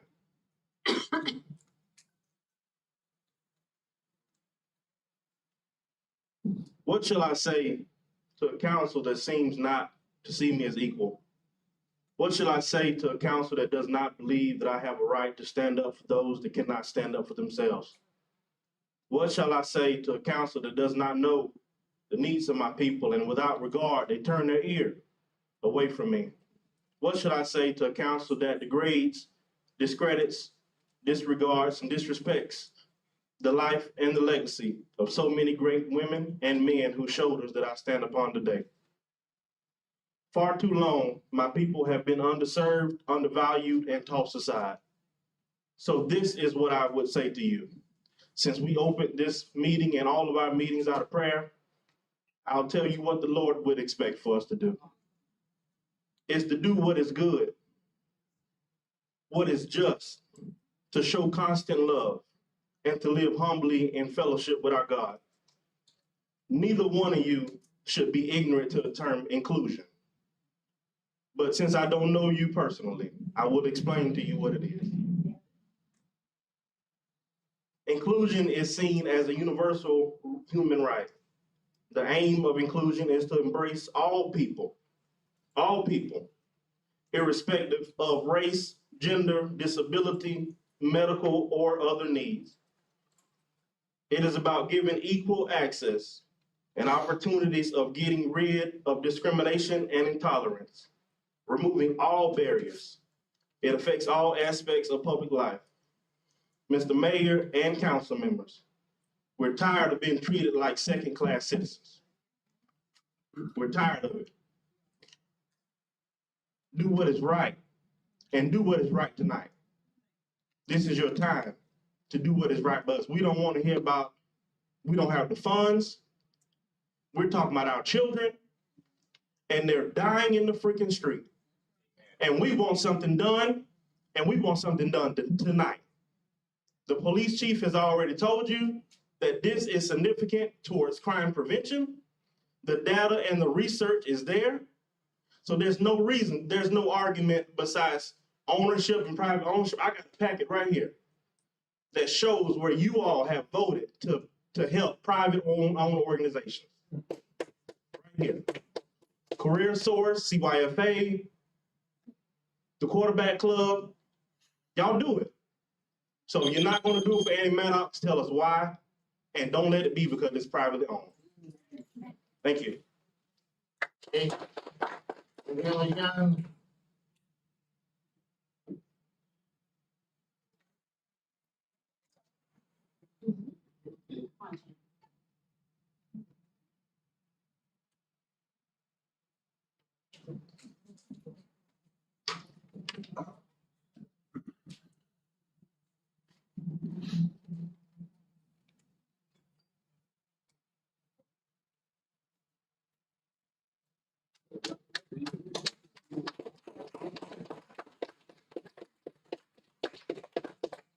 Good evening.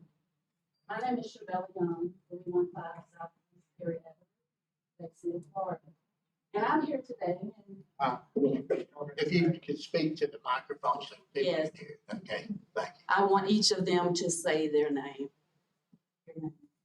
Terrence. Johnny. Dante. Paris. Harmony. My Asia. Jamira. And we all came up. I brought them up because I'm hearing all of our responses. I'm hearing the questions, and we aren't receiving any answers, of course. But these children, these young people are witnessing something that is very immature on our part. Because we're here today, they're hearing, and I had no intentions. This is my boy. I had no intentions of him coming. And I don't want to say that he's here by mistake or by coincidence. There was a reason that I had to bring him with me today. And I'm so glad to see that these young people are here. And these young people live close to Annie Maddox in the area. And I heard one of them say, my grandmother's house is right across the street.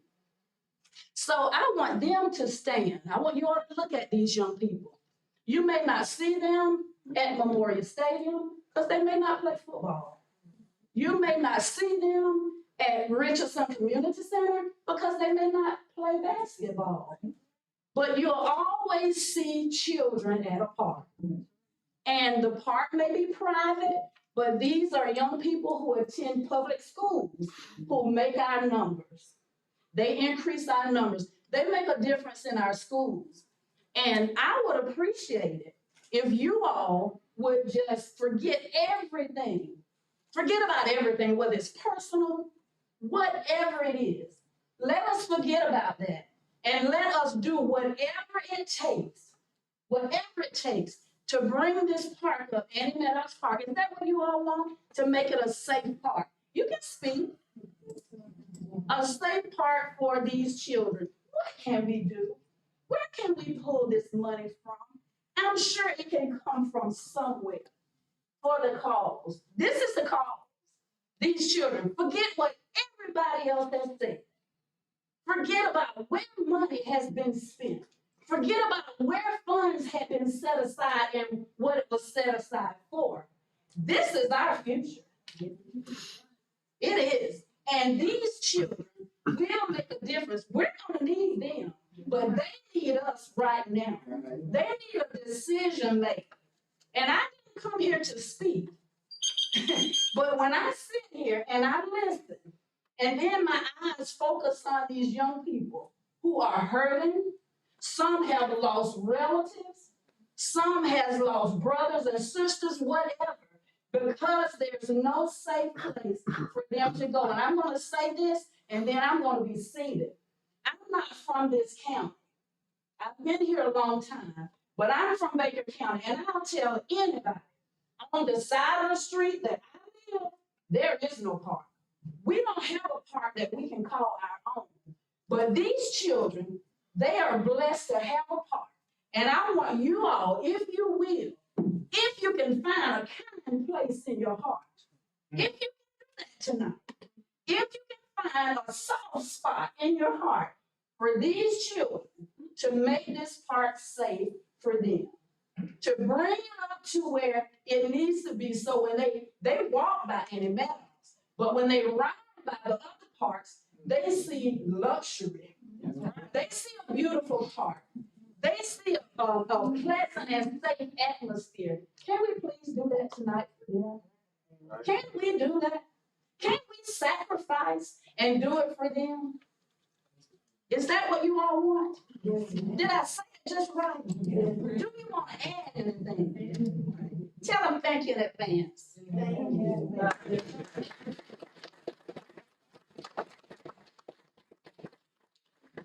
Okay, the last one I have is Glenell Bowden, if he wants to speak at this.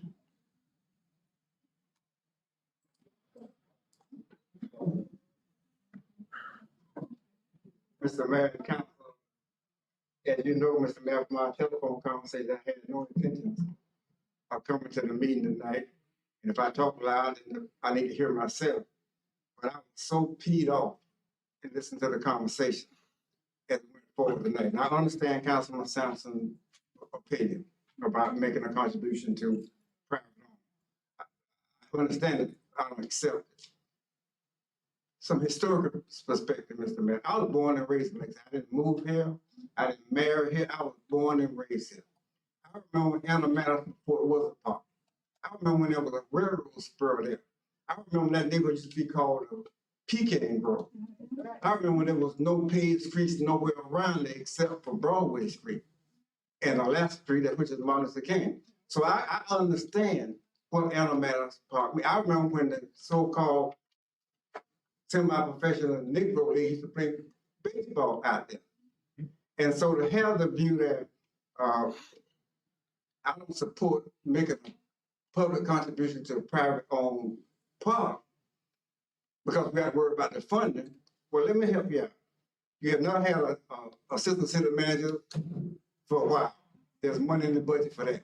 You've not had an IT, not IT, but there's money left over from your HR person.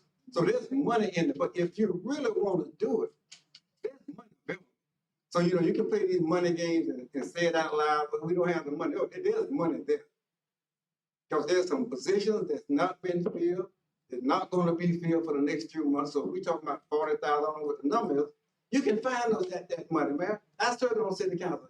Don't talk as if we don't know any better. There may be some people who don't, but it's been sucked. And the only reason I got up to come down here, and I left my JoJo at home, because I was doing everything, and I was hollering and screaming, and like I was looking at a football game. And I'm trying to be calm. And all the reason I'm not calm now, because this woman of God just got through speaking, and I see a pastor and another pastor friend of mine here, so I don't want to go back and tell me, let me lay some oil on you, but man, this is ridiculous. You can't tell me, you, Mr. Sampson, to anybody, Councilman Hill, Councilman Jefferson, that you cannot make a contribution. It's not illegal. Now, it may be philosophical, but it's not illegal for this city of Lake City to say, okay, this is a privately owned, non-profit organization, but it serves the benefit of the community. This board not benefiting themselves. And I heard on YouTube, where you had a fundraiser. Is that the criteria for making a contribution? Yeah, I mean, man, come on, it's time now to do the right thing. I mean, we did not, I'm saying, I'm speaking for some other people, man, just give them a couple more seconds. I can't talk for anybody, but I know I've been to city council meetings, and I know for a fact that Mr. Warren and people that did not come up here tonight thinking that we're gonna be a discussion on it. Now, that didn't happen. Now, I may be slow, but I'm not that slow. I'm thinking for sure that there was gonna be some discussion. If you don't make it tonight, there should be a motion to bring it up at your next meeting. I think it ought to happen tonight, frankly, unless the attorney gave you some other advice. But Mr. Mayor, come on. It comes a time when you got to do what's in the best interest of the community. And, you know, Mr. Sampson got a vote, but he got one vote. But you got a vote, Councilman Hill got a vote, and Councilman Jefferson got a vote. The last time I called, 3-1 worked. You know, 3-1 worked. And so, as I said, Mr. Mayor, I'm gonna sit down. I had no intentions coming. I really did. You know, but this is ridiculous. At some point in time, what the people say shouldn't matter. As much as someone may have a problem with spending the money, listen, last time I checked, the Blueberry Army was a non-profit organization. As somebody said earlier, I drove up and down this street, I saw all kinds of city employees, police department, all around. That was paid for. People say, oh, it was in-house. Well, it wasn't free. Well, we can do this in-house. No, let me tell you something. If the city employees working overtime, it costs the public money. It's not like it's a gift, you know. It costs money. And so it's insulting. And young people expect us to have some concerns about it. Mr. Mayor, you can't ride about Alumni Park and look at those basketball courts. Then ride about Young Park and say, okay, the only reason it's different because it's city owned. But the only reason it's different because you had not made a sacrifice to make it better. The board of directors for Alumni Park are not asking for no money to go in their pocket. And finally, on this note, I don't understand how we go from talking about Alumni Park and funding the resurfacing of a basketball court and making it available for pickleball and all of that, to having a conversation about Mr. Lewis. I don't get that. You know, now I understand it, because people been talking about Glen Elbowden ever since I got in trouble. And I can accept that. But you cannot throw that out there as that being a reason for not doing it. Right. Because that's not the reason for not doing it. I can assure you this. Many of these kids in our community, either granddaddy, mama, uncle, cousin, have been impacted by the law. You know, so I guess I know I'm stumbling, man, but I'm so pissed off for what I heard tonight. It don't make any sense, Mr. Sampson. I'm telling you. I mean, I admire you. You do your homework, but to give the impression that I can't do it because of that, well, you can't support Blueberry Army. You can't support anything else that's non-profit. Because the profit is one thing, but the organization is the same thing. It's the same money going to the same principle. If the city is not the Blueberry Blue Army, then why support? I ain't talking about. I don't care if you got. Mayor, are you looking at me tonight because you know I'm pissed off? You got to know because I was not coming down here. And I'm not sure that if anybody understands, I'm having a problem hearing my own self. But I hope you understand. This makes no sense. Absolutely no sense. We talking about $40,000? Come on. I guarantee you can find $40,000. I ain't talking to Ms. Duncan, but I'm sure of that. I mean, good lights off downstairs. All right, Mr. Holgram.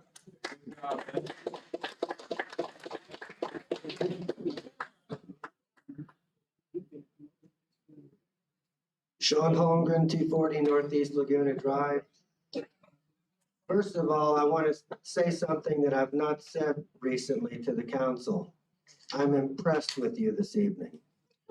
For the first time, it seems like there's some fiscal disciplines that are taking a priority over theatrical performances and requests for money that don't have anything to do with your charter.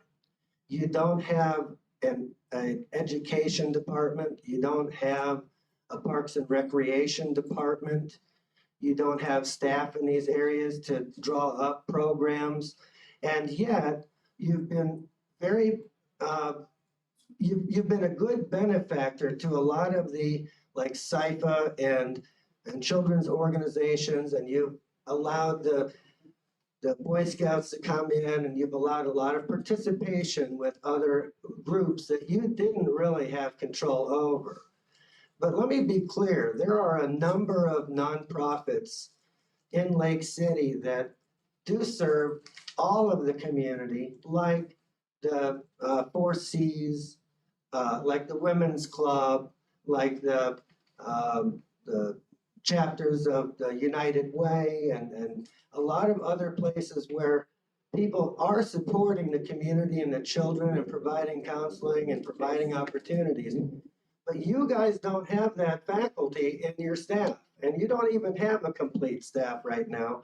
So thank God you're throwing the brakes on entitlements and expenses and things that really don't have to do with the city. Now, let me just say that I think it's time for all of us to band together as an aggregate community, not a segmented community, and to funnel money, time, or resources to one specific group of people that wants to segregate itself is detrimental. The people that have come up, I shouldn't say the people, there were a few people that came up that talked about this as if it were a race issue instead of a community issue. So I just want to say that if you want to, if the council wants to funny monies into a cause that is race specific or inures only to the benefit of one segment of the population, you should choose to honor the American Indians that were brutally assaulted, raped, and removed from this land that originally belonged to them. There are many interactions with, point of order, I don't want to have to talk over the audience. The audience needs to be quiet. There are many interactions with early settlers that deserve their story to be told, including Chief Halpatter, who was the original head of the city council. Do not try to focus on racial inequity until you first pay homage to all the Indian people lost.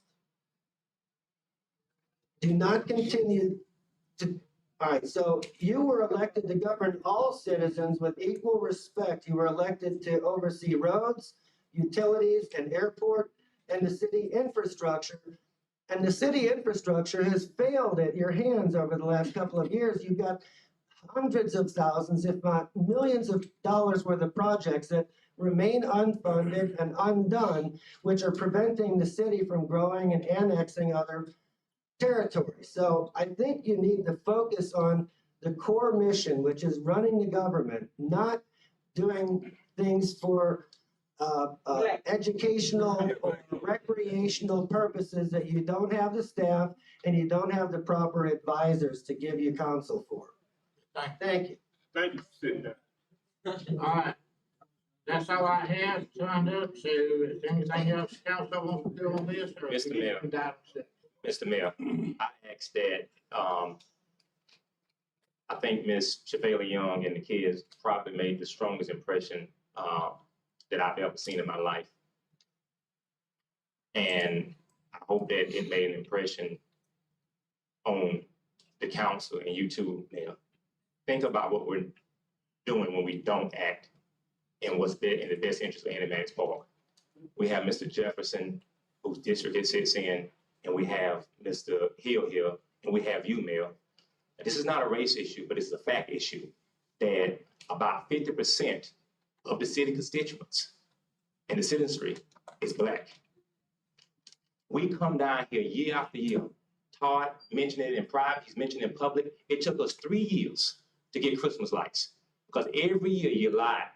And nobody talks about how patient we have been, how we've talked in private. And you say, yeah, 50 to 100 times. And then when it's time to make the rubber meet the road, you find some excuse not to do it. And then all that does is build momentum and frustration. And most times, for me, I'm very assertive, I'm very passionate about the issues. Call it whatever you may. But we want a motion tonight. There's enough council members here to make a motion tonight, Mr. Mayor, and make these young kids happy and to preserve their future so that Chief Butler and Lieutenant Miles at some point is not running down there putting yellow tape around someone else again in the community and having to witness one of these kids or see them or know that their family members are not dead because we didn't act in a responsible manner about $68 lousy thousand that we have $650,000 that's not earmarked. We're asking for 10%. 10% of the $650,000 of the CARES Act money, Mayor. And I don't understand why we can't get a motion tonight, at least from 3 of you are on this board, Ms. Mayor. We know that you can make a motion because you made a motion for Be Faithful when we're having the shortage on the council. So we know that Mayor can make a motion. And I've told you, tonight I am not ready. I think we need to earmark, figure out what money we're gonna use. We need to look at all the costs. We need to put it out. Mr. Mayor, it's in your agenda packet. You have the cost. Walt Graham said $38,000 for the lights. And Steve Toff. And the other thing, let me finish. I want a license agreement with the city and Animatic so that we have rights to go on there and maintain this and to do it right and oversight as to these things. So we can vote, Mr. Mayor, right now. Mr. Mayor, let me ask you a question. Listen, if we'll give you that, the board is here, we can give you that. If we agree to give you that, we can give you that tonight. Can you make a motion tonight? If we give you that, contingent upon us giving you that you will support giving us the money we need. You say that's all you need. My opinion is that city attorney give y'all, bring a license agreement, not a vague, you always want to agree to something that's not here. I want to see black and white where I can read it and see what our rights and liabilities are. Not just a vague answer. And we can do it the next meeting. Mr. Mayor, why you can't make a motion? Why you can't make a motion tonight that says that we will fund? We talked about this tennis court since, I don't think, before this year. Mr. Mayor, me and you have talked privately about Animatics Park. We've talked privately about a lot of things. And you admitted. I'm not saying I'm not supporting it. I'm saying I don't have anything tonight that I'm gonna vote on tonight. Why? You have the cost. What don't you have that you need to vote on? Well, contingent, make it contingent, make a vote. You can make a motion. I've seen you do it before, Mayor. You can make a motion contingent. I'm gonna ask the city attorney to get with y'all and see if we can get a proposal to put it on the next agenda and have something to vote on. Well, if we give you that, Mayor, you're gonna vote in favor of the Animatics Park being funded. I'll read it and I'm a supporter, yes. Well, won't you write it up? You a mayor, you're an attorney. Won't you write it? So that way we know that we got your vote. I'm not a government attorney. But you're an attorney. You and Fred can work together. You and Fred work together. Huh? I will work with Fred, but I think this thing's got way out of hand for something that was just a presentation that. It was not. When did you first bring the tennis court proposal up? Mayor Witt. Now, when did you first bring the tennis court proposal? I gotta look back at my phone records and see when me and you had private conversations about it. Because I asked you just admitted out of your own mouth that I asked you a long time ago for a license agreement. And this is very new. This is not new. What you call new? Because this is months old. A month old. It's months old. It took 2 years to do the tennis courts at Young's Park. No, it did not. I sat right here. Y'all went in Chris Green, a contingent budget of a road that he did not complete. Got $60-some thousand out of it. I sat right here and watched you vote it, and you got $10,000 from Target, and y'all went right to work to redo that basketball court. But it was discussed. Anyway, I'm not voting for tonight. First of all, I'd like to say I'm sorry for being late. But, you know, I appreciate everybody coming out, asking for the help for Animatics Park, which I'm on board with you all. But again, my thing is, again, once a month, sometime or another, the city stroke a check for X amount of dollars for that building across the street. The city don't own that building.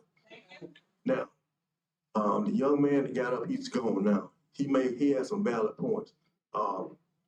Ex-councilman Zach Park is in the building now. He's here tonight asking for money for the quarterbacks club. Now, if the city can give money for the quarterbacks club, and that's private, what's wrong with fixing Annie Maddox Park? And like I say, it can go on and on about the money that the city can and cannot give, but the city can give the money to make Annie Maddox Park look like Youngsville. And like I said, I'm running like coming in here tonight, which I've been saying it, but it really dawned on me tonight, coming across the tracks to get here. There's nothing on the other side of the track, nothing. Again, everybody come out here tonight because they're arguing to get money where when they want to do the Blanche Hotel, stroke a check. No, I mean, Wilson Park, no argument, no nothing. They got the money. So again, the city can and should support Annie Maddox, private or not.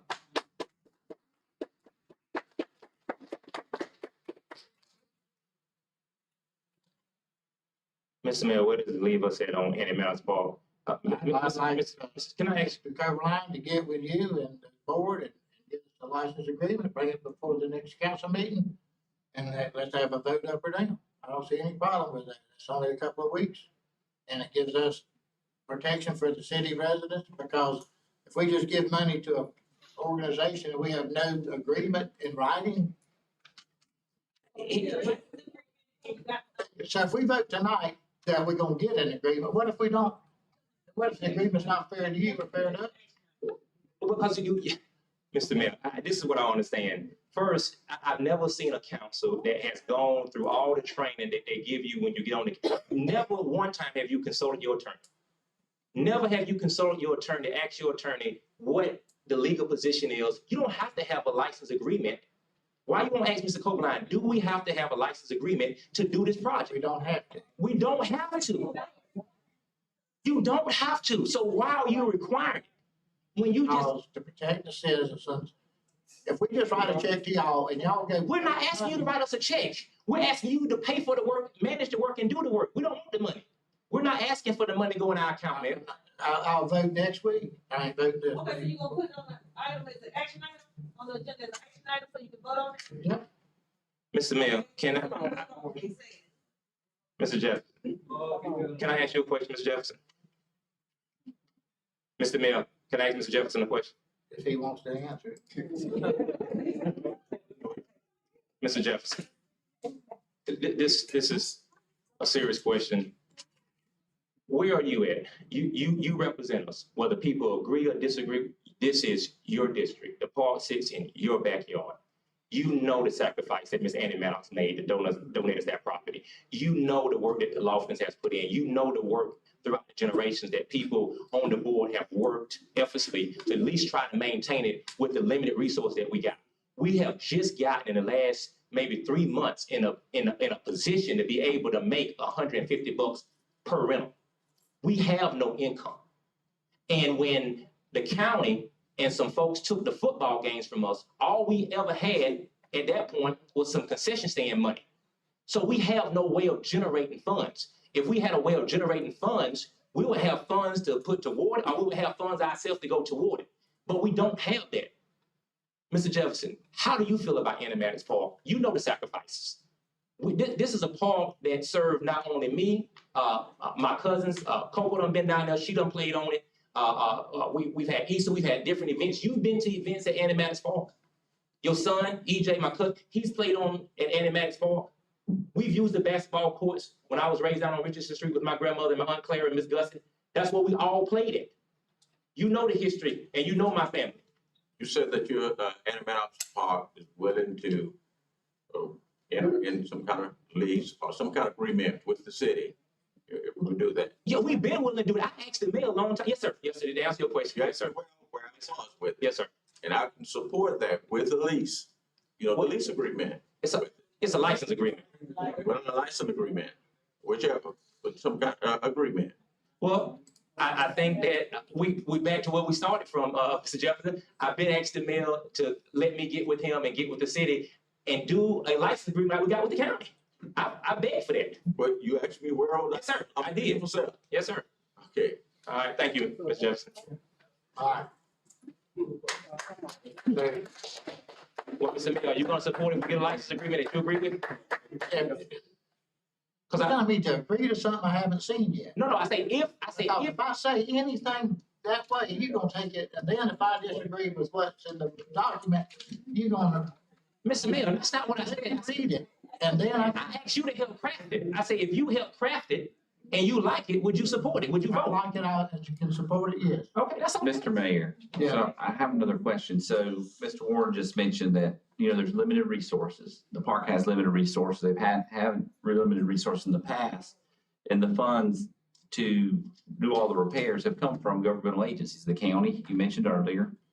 So with that being the case again, why wouldn't it make sense for it to become a public park and use public resources on a public park? I mean, it seems really easy. Let's take the politics out of it. And do the number on your laundromat, let me get. Don't know this on your laundry. I'm not asking for government funds. Say what? I'm not either. I'm not personally asking for something to go. I'm asking for the kids. I'm asking for the kids. No, you're asking for the park. No, I'm asking for the kids. The park belongs to the kids. Miss Annie Maddox gave that park to kids.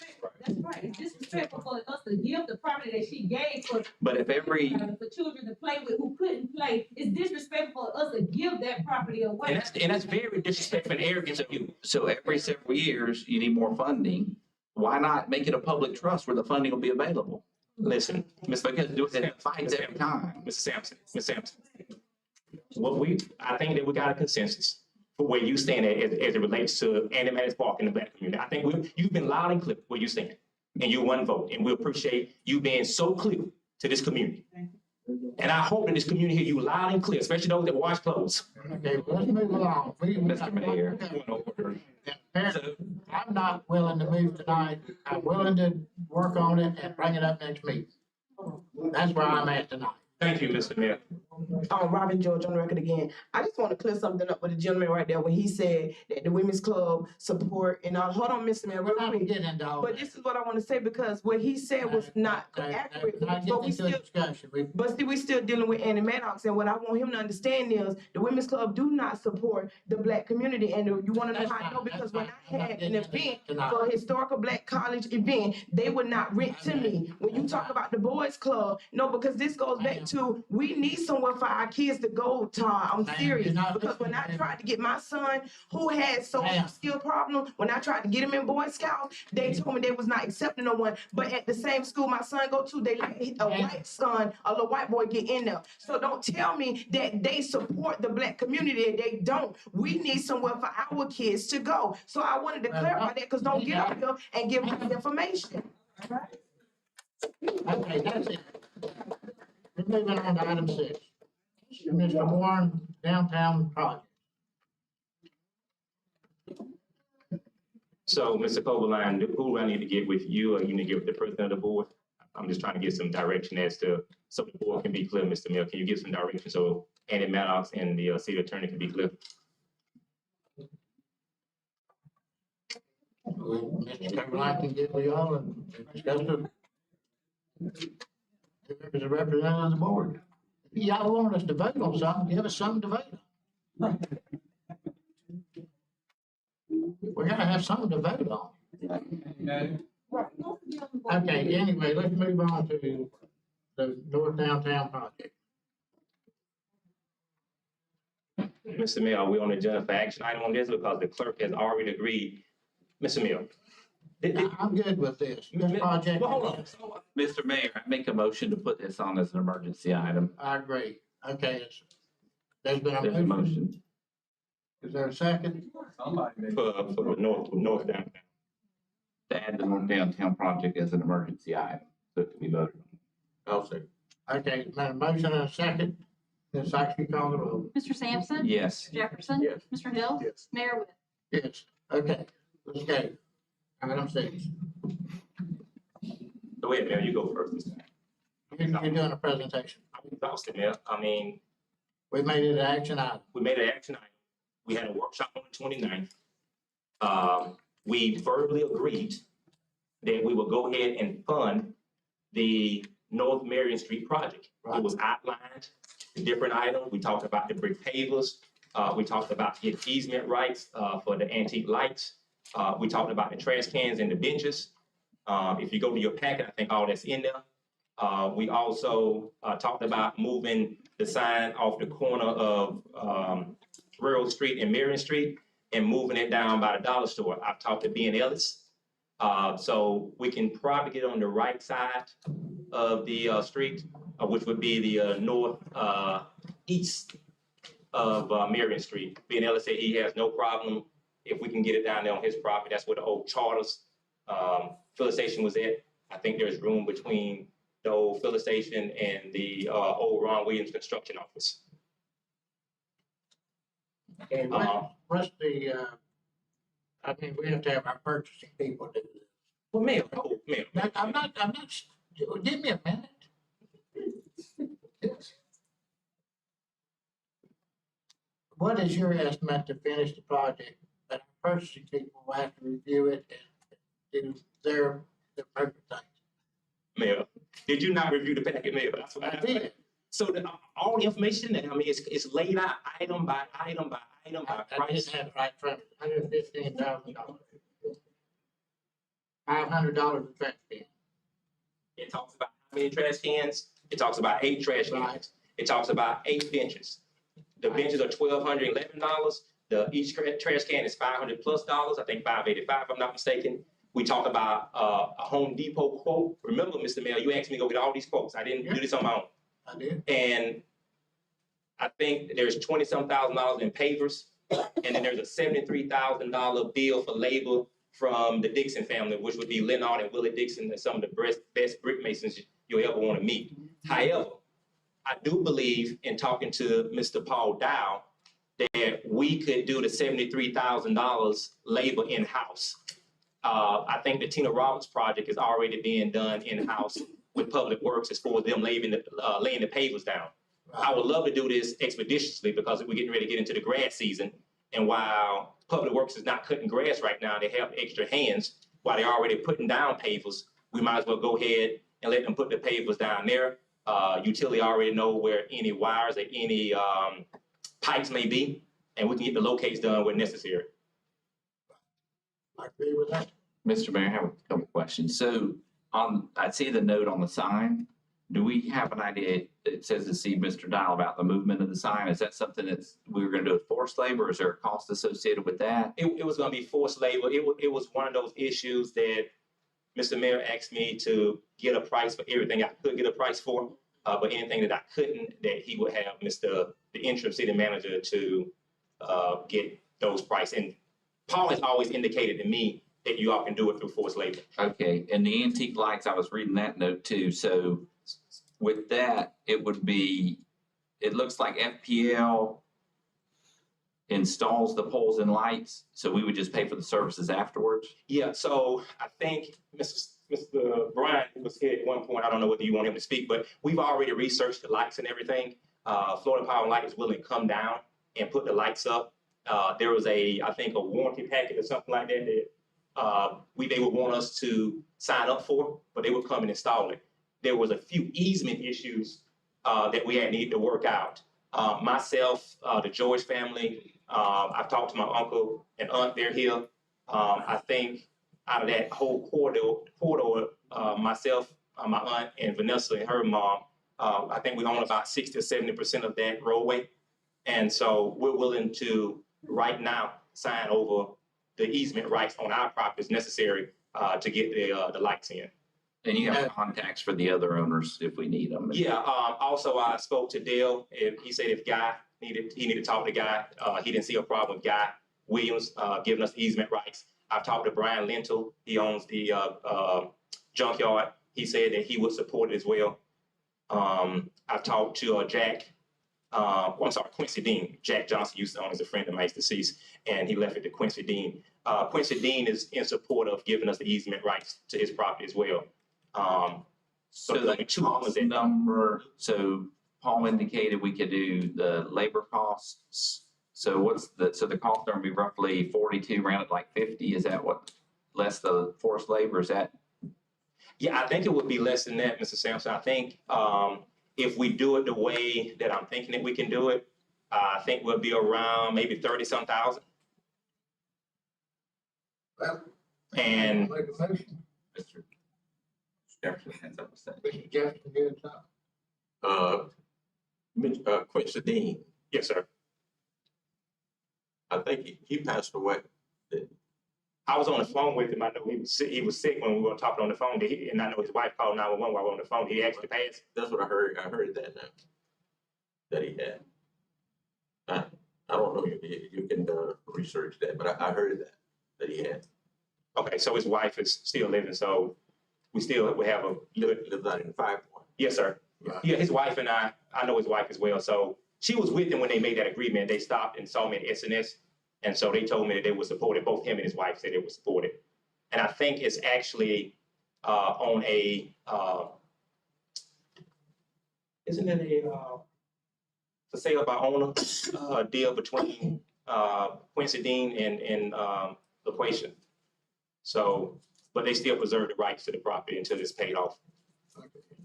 So you think, how much, so you're thinking 30, so if we allocate about 40,000, that should cover all of this, that leave a leeway. I would say, if you would, Todd, Mr. Sampson, if you would, I would say 50,000, leaving Paul some room in case he has to buy some material, moving the sign, something gets damaged and moving the sign, he has to get somebody to come out there and tack weld something back, but that's a I want to say it's an iron or steel sign.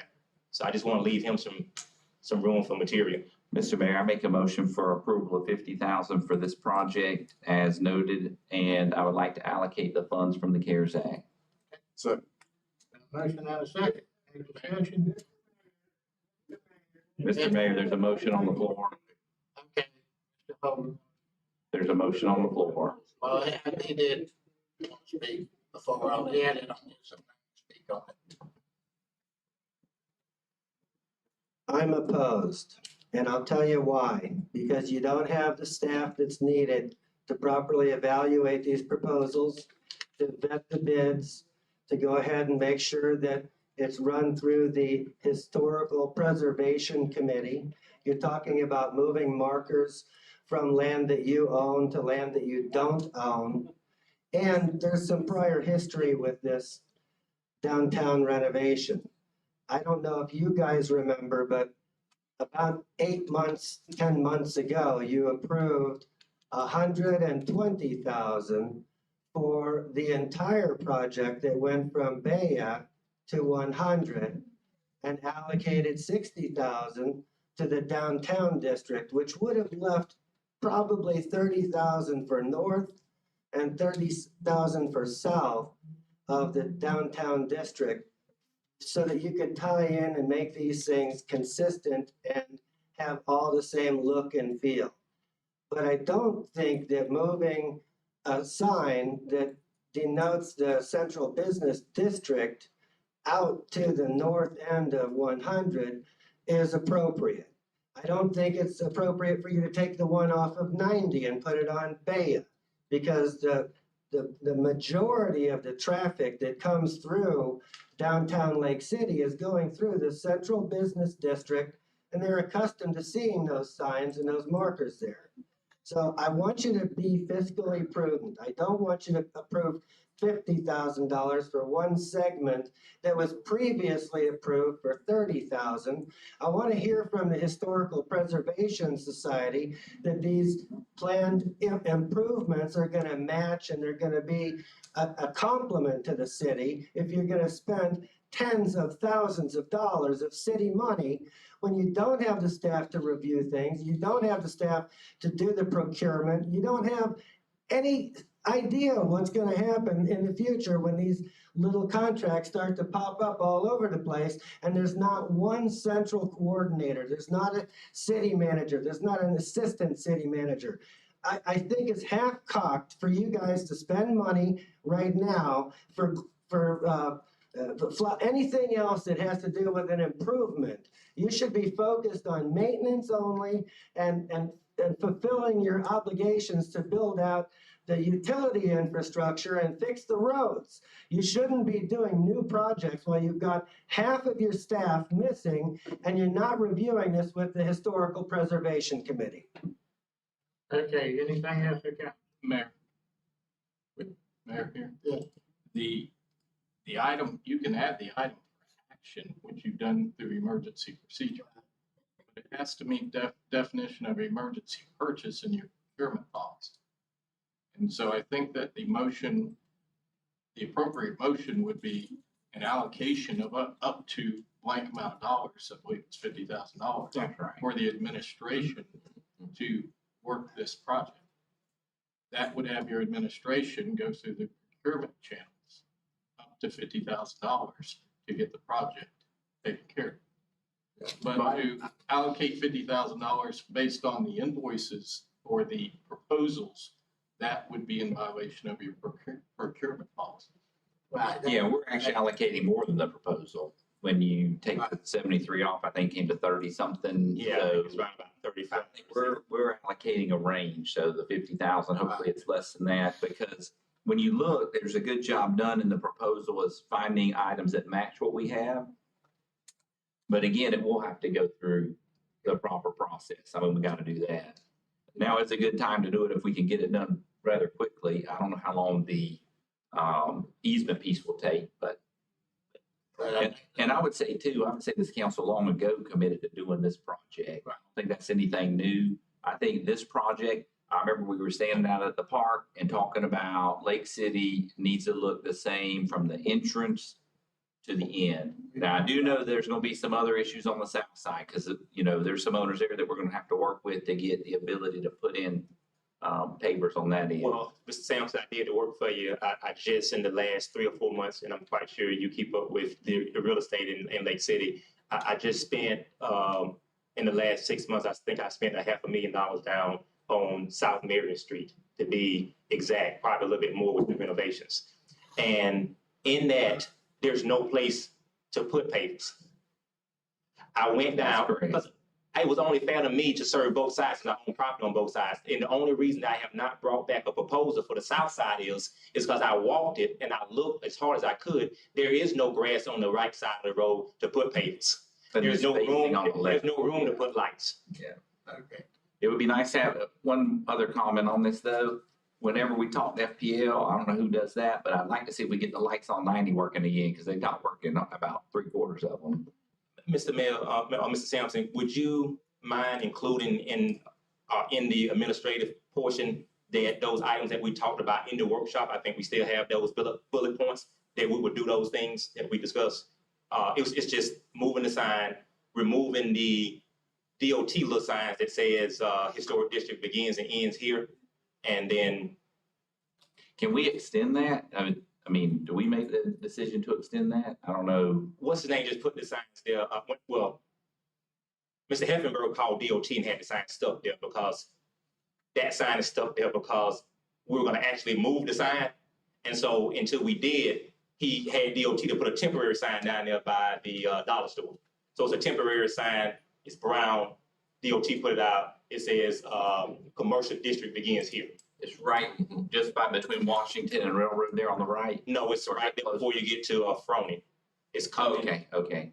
You know what I'm talking about? Yeah, I'm fine with moving that. It begins on the one down by Froning. Right, and then by Railroad Street, it says it ends. Right, that's right. Yeah. Because that way it doesn't confuse. So that's your motion. Yes, I would add that to the motion. We're gonna have to get some clarity. We have got a lot that we've talked about.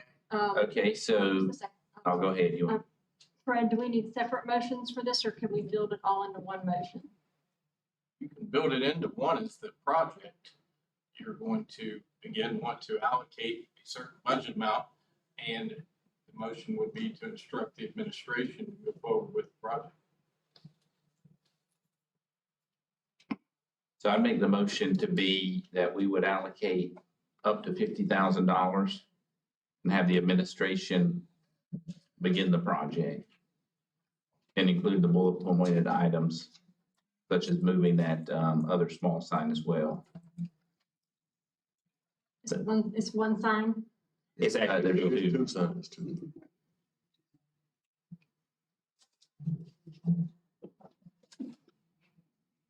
Okay. I think that'll cover. And then the project items are the trash cans, the benches, the pavers and concrete material, the pavers labor cost. The labor cost is gonna be forced labor. Okay, so that's not gonna be anything. Okay. That's correct. That's why we're giving them a range. We can't approve an amount based on this. Sign Right. and antique lights, and what about the easement costs? Yeah, well, we gotta give the range. We can't actually approve it based on this is what Fred said, I believe, right, Fred? That's correct.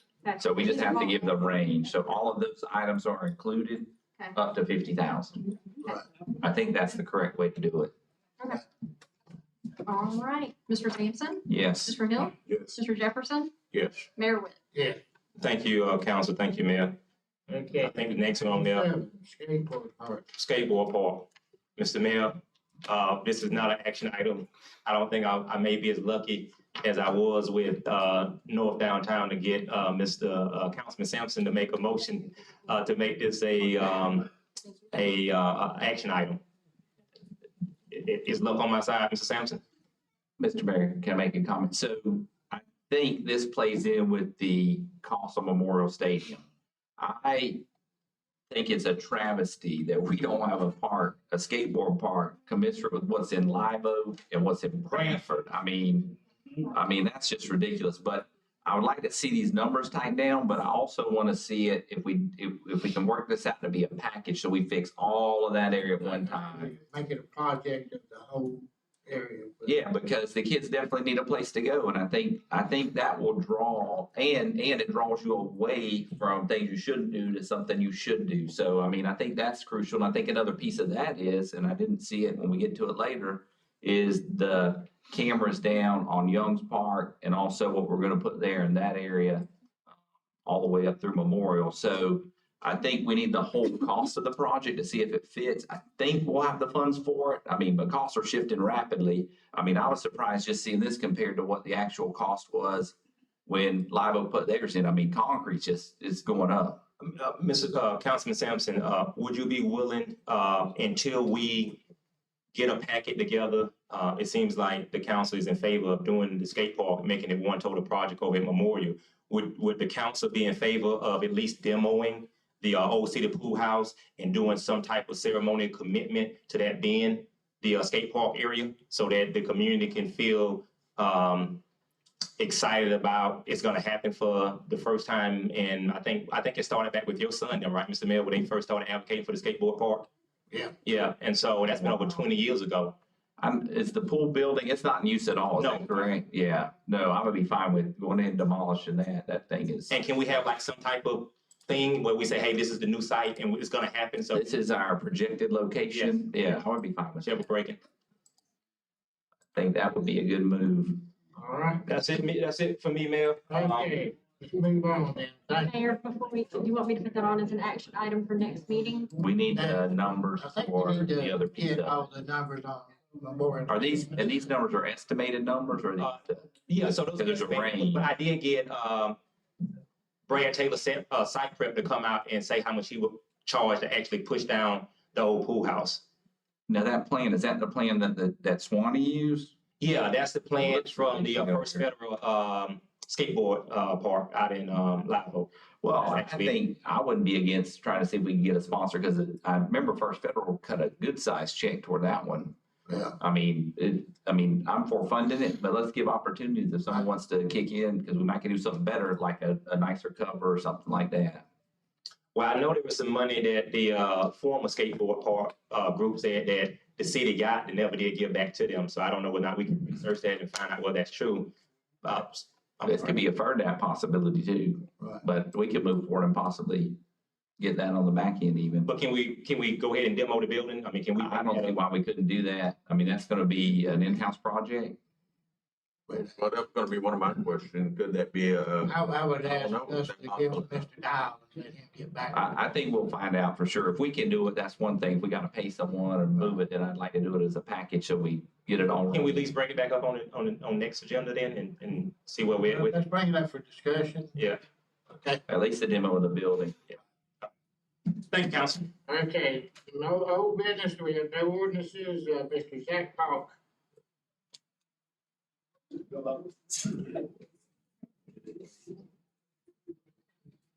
Good evening, Mayor, Council. Zach Paul, 332 Southwest Stone Ridge Drive. Before we take action on my presentation from last week, Mr. Sampson, I want to bring some feedback for you after speaking with the principal and Coach Jackson.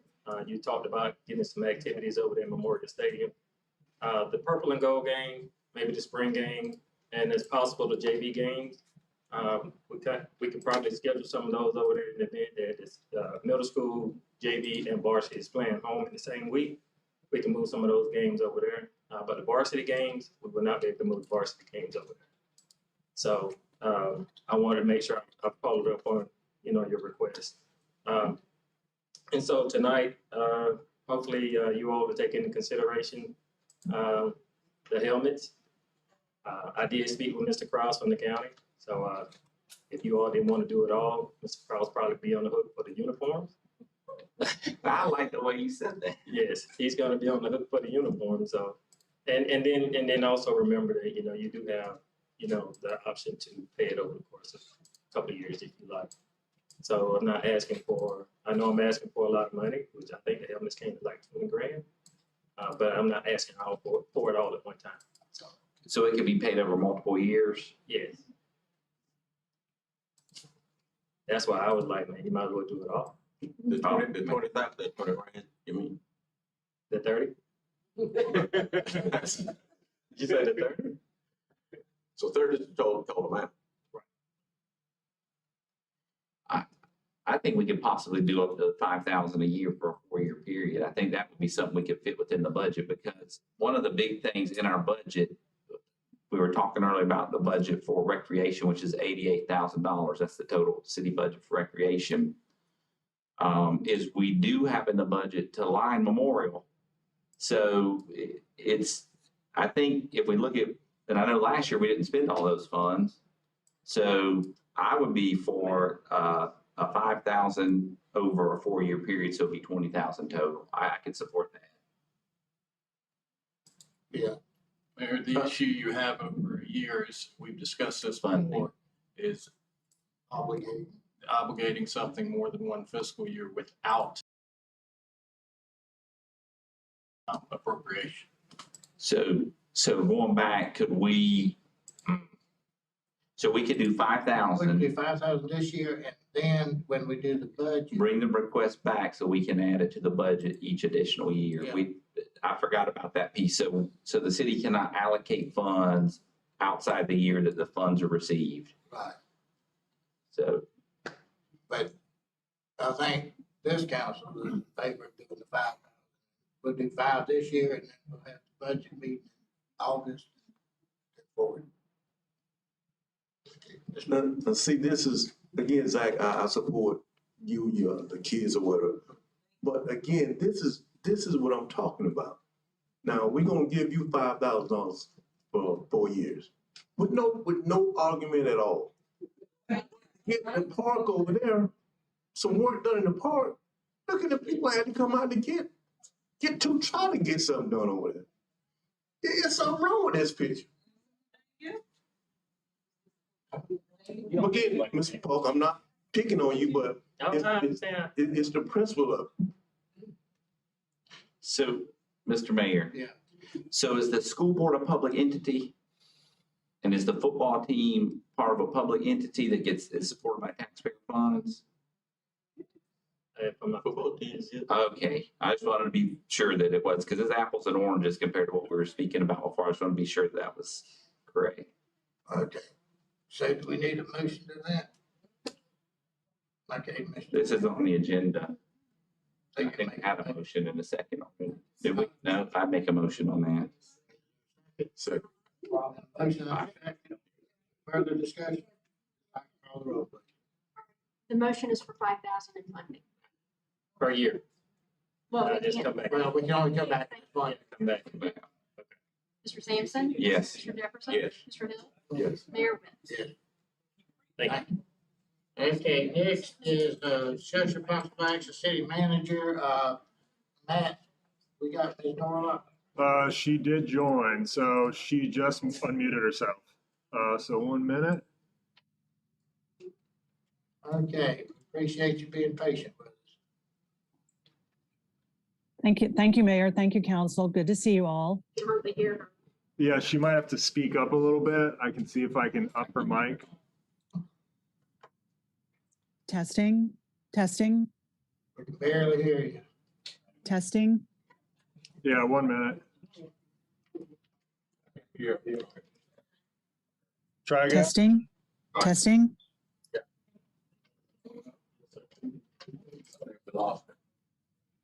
Testing, She's still there. We should be able to hear her, right? testing, Can you guys hear? Yeah, we can hear you. testing. Okay. Good evening, Mayor and Council members. Renee Norlock, Norlock and Associates. Just wanted to join your meeting for a few minutes to give you an update on the city manager recruitment process. As you know, we had 2 candidates that we were talking with that took opportunities elsewhere. And we just jumped right back on the horse right away. We've been recruiting, been doing outreach, looking at the existing pool of candidates, but also supplementing the pool. We have opened it up. There are new applicants that are calling, that are interested, that are in discussions with us, as well as some former candidates that are inquiring about their status and asking to continue to be considered for the opportunity. We have refreshed some ads. We do just want to let people know that it's open. A lot of people do know it already. Word travels fast in this industry.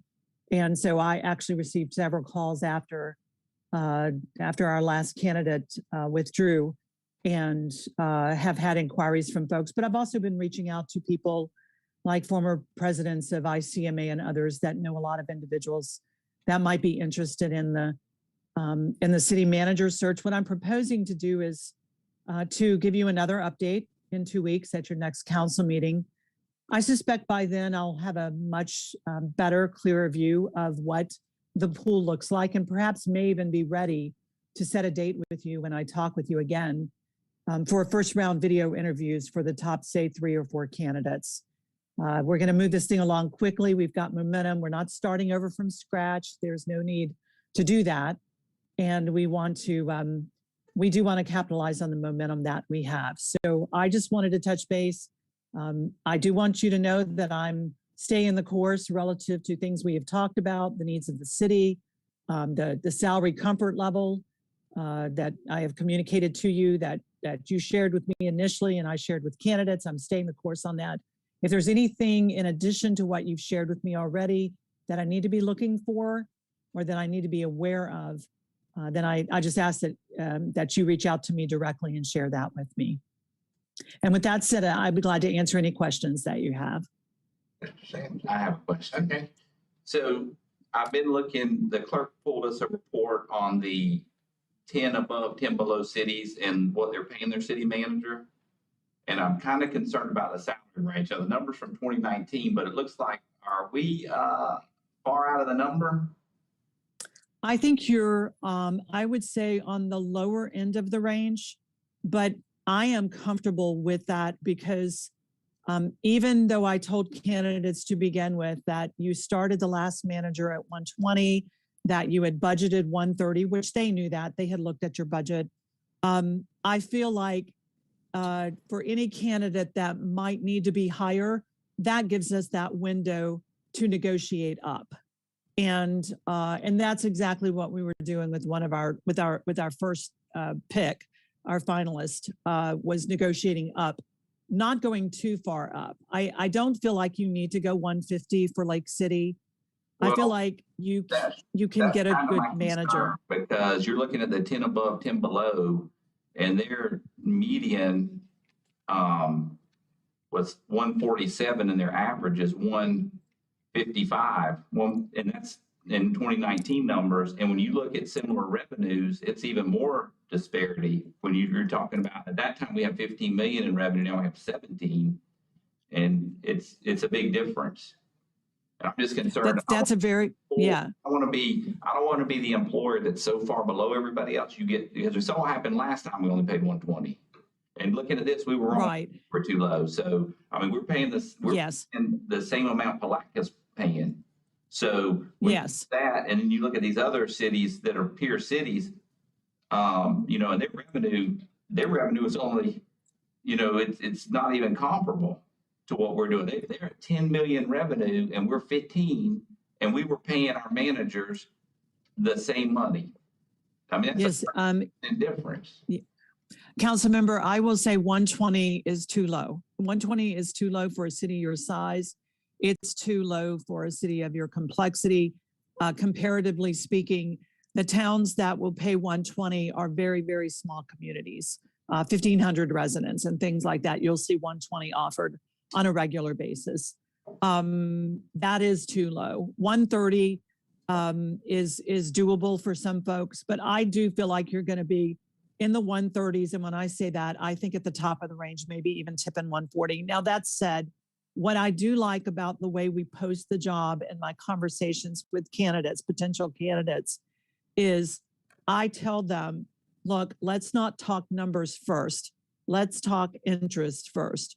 You know, let me and explain to me and convince me why you would want to come to Lake City. You would be a good fit in Lake City.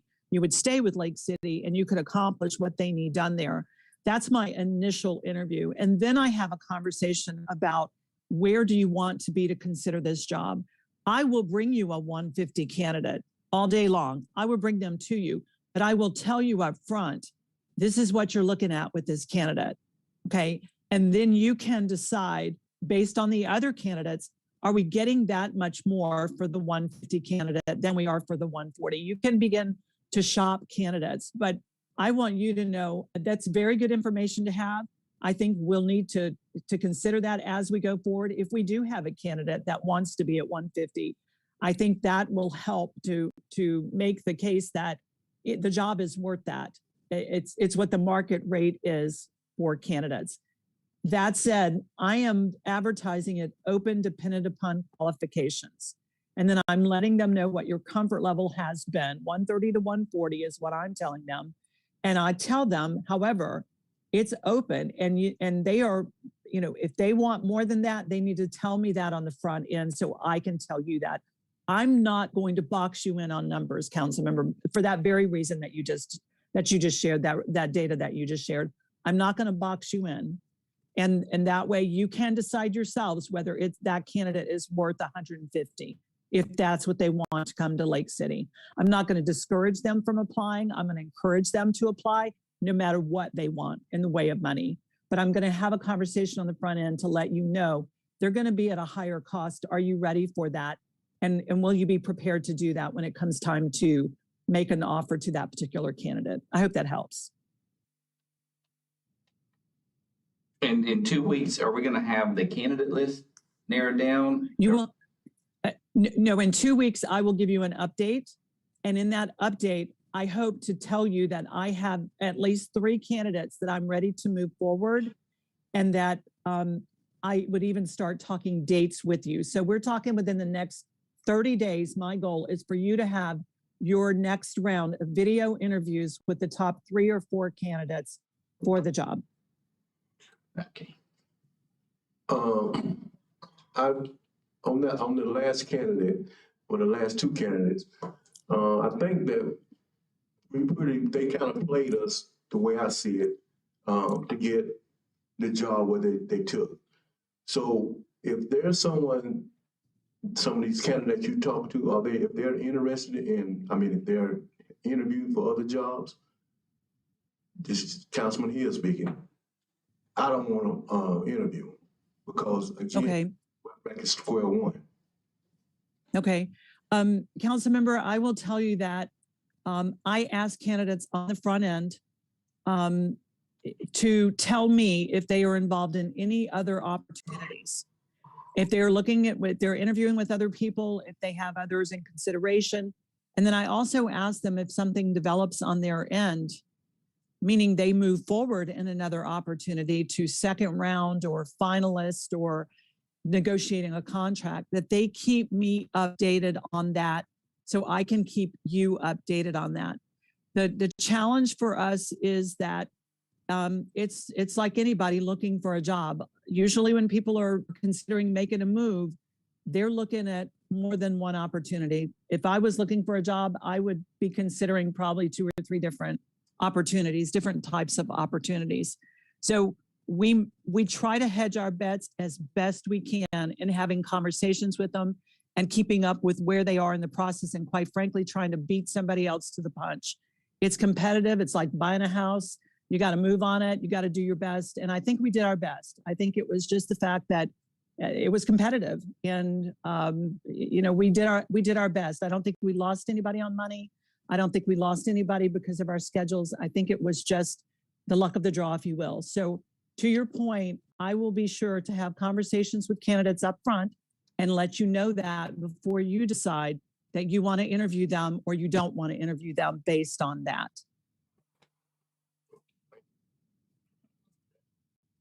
Anything else? Mr. Lilker wants to speak.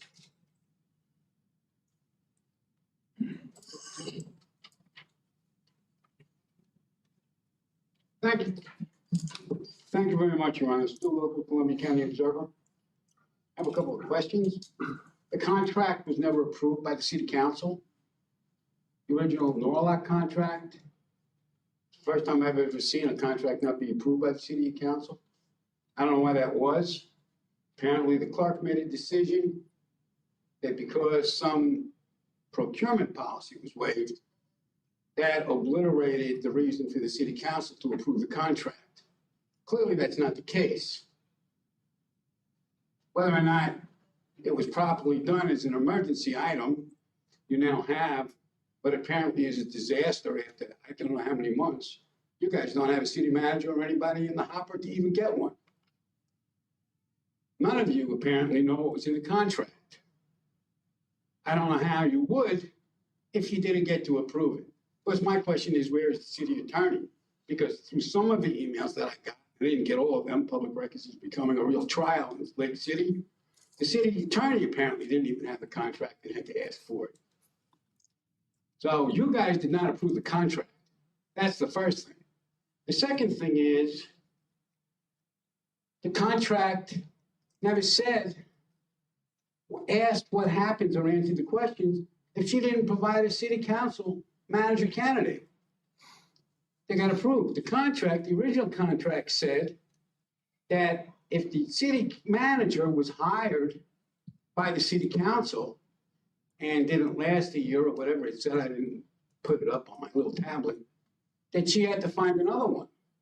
If you folks, you three, and maybe the city attorney would have read the contract, you would have known that there was nothing in that contract that I could find, and maybe Ms. Norlock could help us, is that what would happen if she didn't find a city manager? She didn't find one last time. They both left.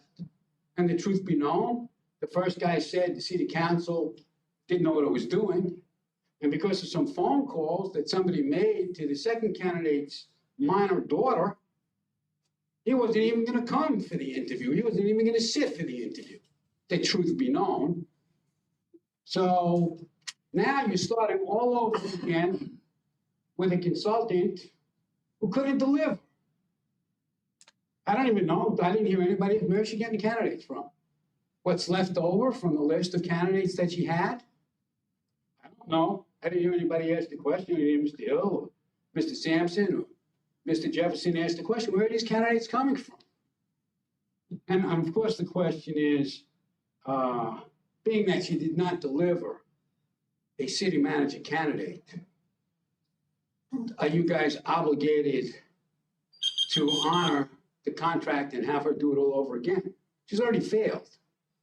She's failed the city council, and she's failed the people of the city of Lake City. Probably not nice words to hear, but I don't see a city manager sitting here, and Amy Field, what was that, in June?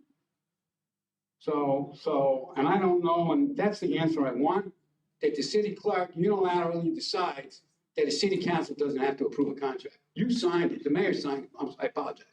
The mayor went and signed the contract. I don't know if any of you guys saw it. I don't think you did. Because if you did, you'd know that there was no performance guarantee that you would have to provide a city manager. And she didn't do it. So that's what I'd like to know tonight. And I think, because I need to write an article, where is she getting these candidates from?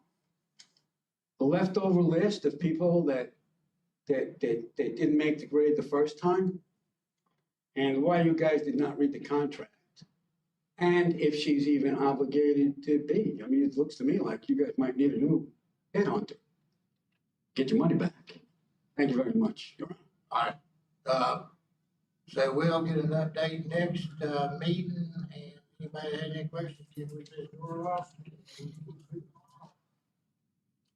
Thank you very much. Thank you, Mayor. Thank you, Council. Okay. Our pension board appointee. Still don't have anybody. Anybody have anybody? If not, then we'll move to item 11, planning zoning board. We do have some applications. Mr. Sean McMahon, who's here in the audience. Everybody knows Sean. Ms. McCallum and my understanding is we have 2 openings, is that correct?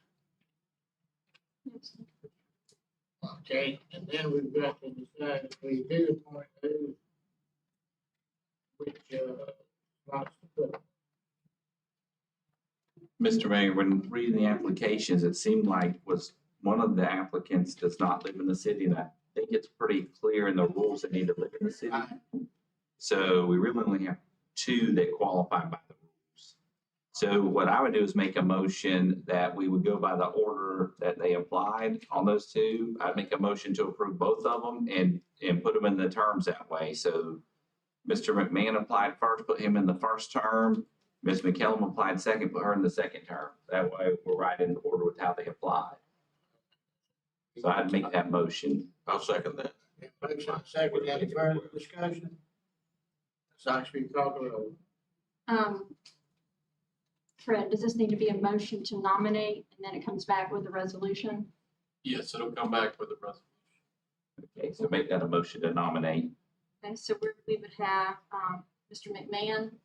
In the first term, which is the unexpired term. Yeah, for Daniel Adel, which Yep. will expire October 31st, 2022. Was that one for James Carter? What about that? James Carter went into one of the 3-year vacant ones. Yeah. Okay, that's good. And then Ms. McCallum would be one of the vacant ones expiring in October 31. That's correct. All right. All right, Mr. Sampson? Yes. Mr. Jefferson? Yes. Mr. Hill? Yes. Mayor Wood? Yes. Thanks, Sean. Okay. We're to item 12. Police officer pension board appointees. There'll be one of them. Okay. Item 13, discussion possible action. Yes. Mr. Dow was supposed to do that. Mr. Mayor, I can handle that as part of the utility committee. So the item 13 is we approved already the project. We did not put a funding source in. So what I was going to have Mr. Dow talk about, we were going to ask about funding this through the ARPA funds. That's the other bucket that we can use for wastewater improvement. The restricted funds. Yes, the restricted fund. So one of the crucial things about this to keep in mind, they had a presentation at the last meeting and the gentleman talked about our limited flow of sewage that we're going to have. And this is going to increase about 500,000 gallons, that flow. In addition, there's 6 projects here. The county is committed to funding 2 of them. We're funding the other 4. And our funding here is the engineering to do these projects. Because with that engineering, it's going to open us up for the ability to apply for grants. And so that's one of the crucial pieces because there's a lot of funds for wastewater grants now. So what this is to move the ball forward, let's fund this, move it forward, and then we can apply for the grants to complete the projects. And the county's already funded the first two projects. We just have to complete this part of it. And so the amount we need to fund that is in the package. It's $403,000 that we would take from those restricted funds. So as part of that, Mr. Mayor, I'd like to make a motion to approve funding the Bell Road projects, engineering from the ARPA funds, and an amount of $403,000. And a motion, is there a second? So, Motion and second, any further discussion by council? We need to move forward with this. Ms. Sykes, will you call the roll? Mr. Sampson? Yes. Mr. Hill? yes. Mr. Jefferson? Yes. Mayor Witten? Yes. Item 14, discussion of possible action application process for senior housing. Okay, going back to this part of this is another thing we talked about at that Saturday meeting. One thing since then that's come to light is the county's application process. The county application is open to all city residents. I think that we should allocate some funds and hold them back, let the county spend their money first, and then see what the demand is. And another thing I'd recommend is that we take that link to the county's application and put it on our website. I spoke to Mr. Kraus earlier today, and he said that will be fine. I don't know what the IT department thinks about that, but it would link directly to their application so that people could go on and apply. It's limited to people over 65, but there's also been some tweaks made on that. They will do a lot more than what they would previously do. If you look at in the packet there, they're able to do roofs. They're able to do the et cetera down there is pretty much anything to make it habitable. So it can be windows, it can be doors, it could be whatever it takes to make that home envelope complete.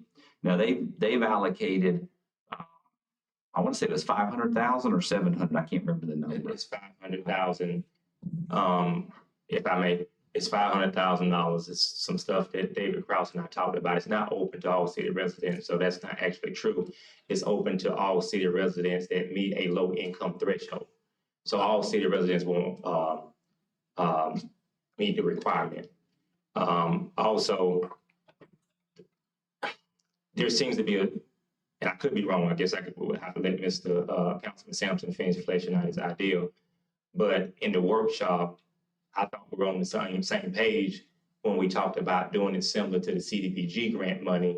That was the idea that we were discussing, making sure that if a person qualifies for what the city is doing, that we're gonna bring their house up fully to code. The difference between what the county is doing and what David Kraus and myself and some other folks worked out was to get some money into the community to do some emergency funding, such as roofs, floors, windows, etc. And I was asking that the city do 500,000 as well, but allow that $500,000 to be used to bring up a whole house to code. David Kraus fund doesn't do that. So their application, and from talking to him, so they don't do these repairs that are on their website? Yeah, but it's limited to per house. Like they're not gonna go in there and do any exterior stuff. Like you have to identify your one item on a house? It's not one item on a house. It's that they come out, they do a bid. They're only doing emergency repairs. Your roof, your plumbing, things that emerge. You got a big hole in your floor.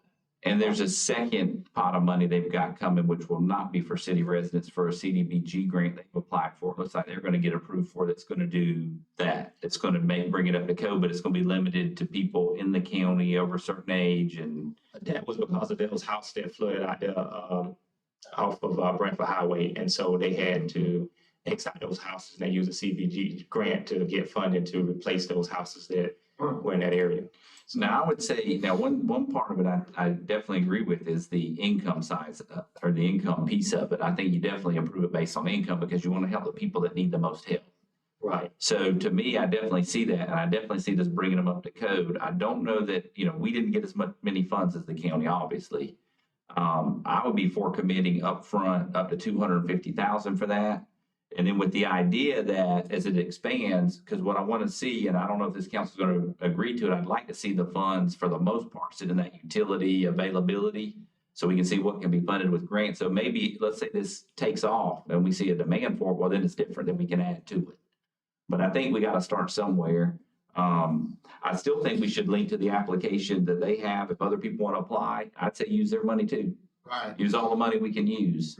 And we can make their applications easy. I mean, they're using a HUD application, so we can do that application for our piece of it. But I agree with the 250. I mean, we can always expand it, but I also want to make sure we have funds to do stormwater and repairs that with utilities that are really needed. I would say other than this project here, my estimation, I would like to see the remainder of the funds go toward those, because the biggest impact to the community is going to be in the wastewater. It's going to be in the utilities, because we talk about parks and they're great, but the number one thing people need is a job. And without utilities, and you need water to drink. So, but without water to drink and no job, I mean, I think, to me, I'd like to see, because those funds are limited where you can spend them too. Yeah, they're only limited to 4 different categories primarily. One of the things that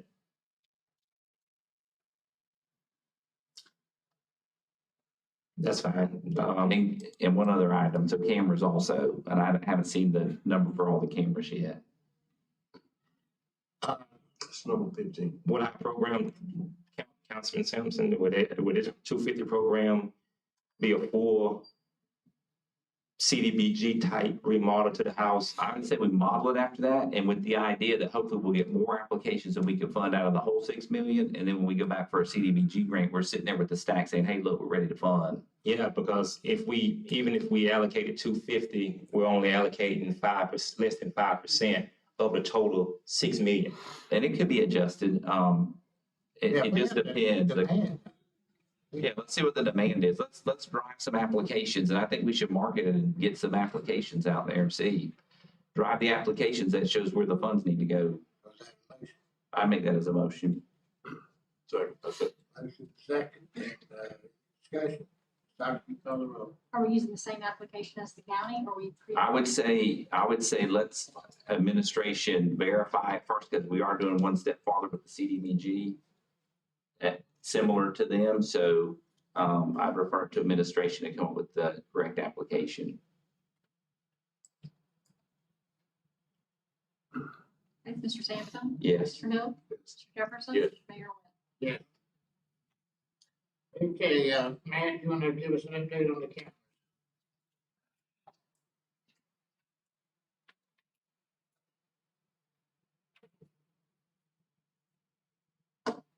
So I've got an update on the camera system. To preface, there's very little detail aside from pricing.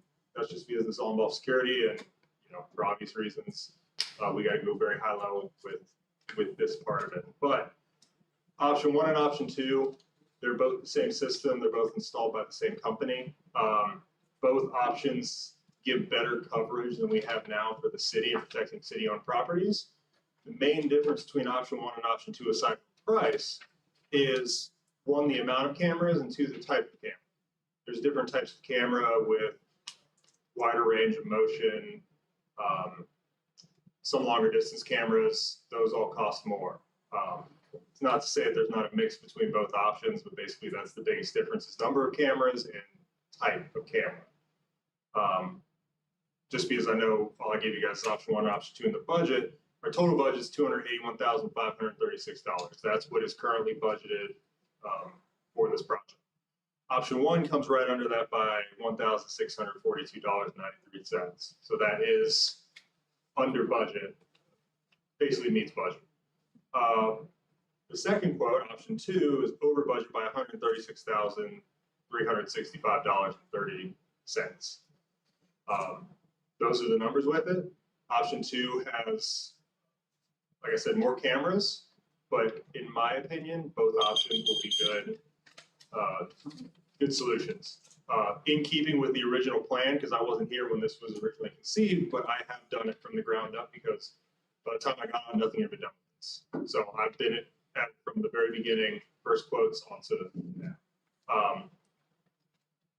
option 1 is my opinion on what would be better, because it does come at budget, but also it meets the needs of the original quote.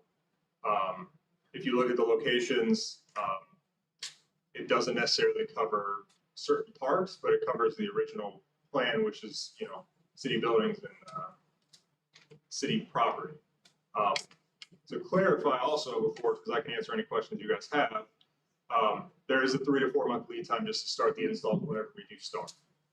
With getting new quotes and things, that takes minimum of a week, sometimes 2, depending on what they need to do on their end, because they rebuild everything from scratch and basically re-quote everything from scratch. So it's not to say we can't make modifications, but this is probably my 4th or 5th iteration of these quotes. So the alternative that I wanted to tell you guys, just so you have all the information, is I can't give you specifics on the price because it depends on what we put down, but Motorola, who this is through, does have leasing options. Just so you know, because the one budget we wouldn't need it, but option 2, if we wanted to consider that, is definitely above what we have budgeted by a wide margin. So there are leasing options, but like I said, I can't give you specifics until the decision is made on how much we're, putting down and how many years in the term. Not only cashed out with Motorola, but it's available. Mr. Mayor, question. So the budget is how much it's approved already? $281,536. Now, option 1 doesn't include the parks, and so that'll be a separate item. That would be how I was seeing it. I'm not the finance, but that would be a different project. I think so, because we're gonna fund them differently, because it's already budgeted to fund. Yeah, if we did, for example, if we did option 1, there's no changes, no financing, no leasing. We own it outright. It's within the budget. There's no additional stuff to go through. I would support option 1, but however, I'd like to see by the next meeting a cost for the parks that we had talked about. And I think the chief's probably gonna have to have some input on that to see. And also, we mentioned tonight talking about private property, but there's some other options too. I'd like to see those also if we could figure them out. That's out there. So that's crucial, I think, to the safety of the community. So I would make a motion to approve option 1 to move forward. And then with the, and then at the next meeting to have an action item or a proposal for the other camera for the parks. Can you give me specific parks? I think the chief will be the best one to give you the specific locations. And we'll put it as action, but it may not be, we have all the information that time, but it'll be there. That's right. I mean, I could probably have it, but it also depends on them, but. Right.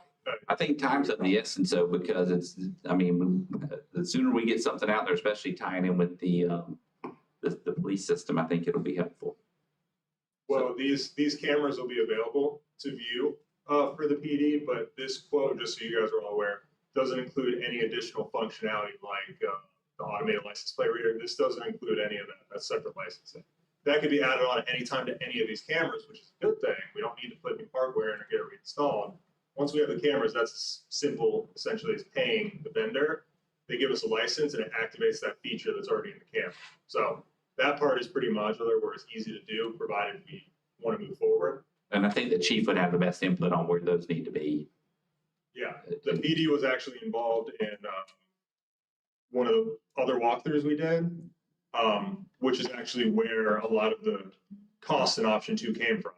Not in a bad way, but they had different ideas about certain areas and different types of cameras based on kind of range of view and things like that, which, when you go for different equipment, it has a totally different cost. So they've been involved and we can keep working with them. That's not an issue, especially on the parks. So we'd probably have to do a sidewalk on the parks to get a full hashed out quote. So I can probably get you guys a general one, but it's not going to be a finalized quote that I can tell you this is the price that we pay. They would have to come back out to do a walkthrough. Okay, I'd make a motion to approve that option 1. Okay. Second, any further discussion? I think that's the best way. It's within budget and their recommendations. So, Secretary, call it up. I think I was, am I signing up? Did you want to speak? Hold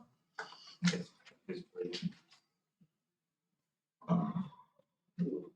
I noticed that we mentioned parks, but animatics wasn't mentioned, and neither was the fishing pier.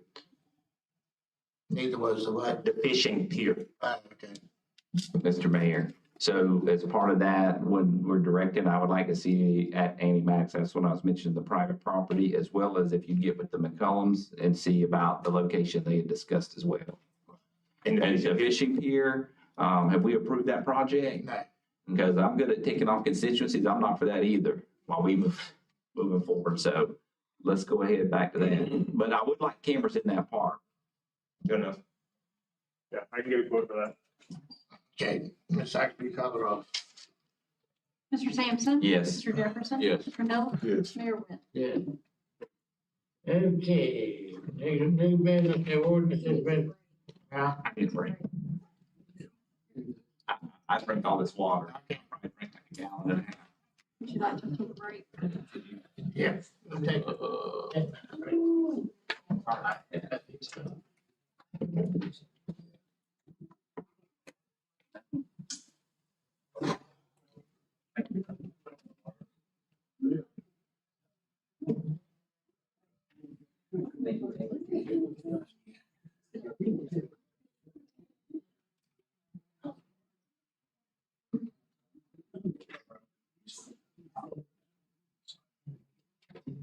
Now, I just want to, did I hear you?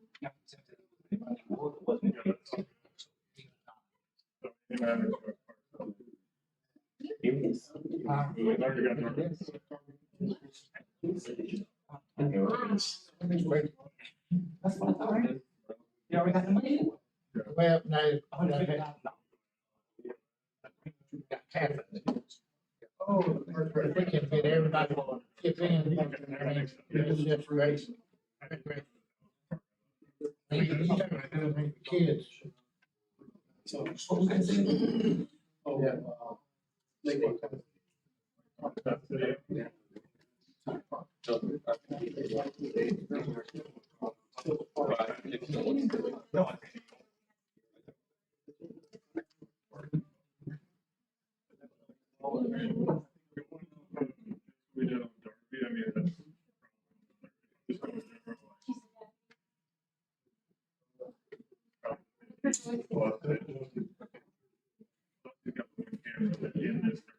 I've already got the camera, but they're gonna be reinstalling it with the Nemo box. So it stops the running. Because they just installed it at the base of that thing. So yeah, that's it. Yeah, I got it. I'll try to get it on the sidewalk.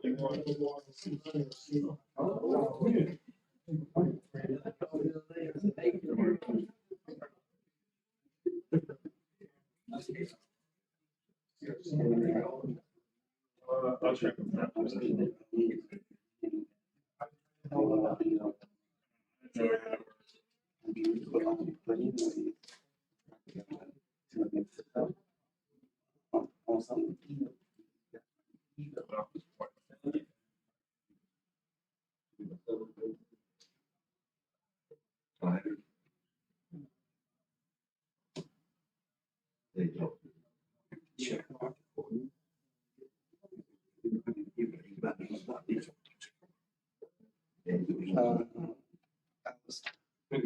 was thinking about it too.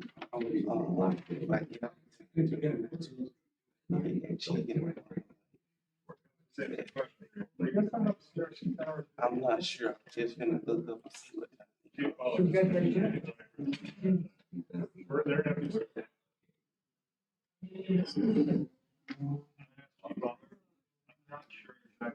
Okay. This is just a sidewalk.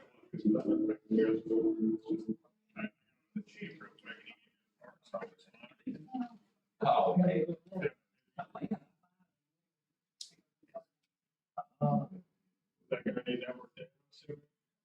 You did it already? The niche, right, it's the first I've heard of it. We can run this down.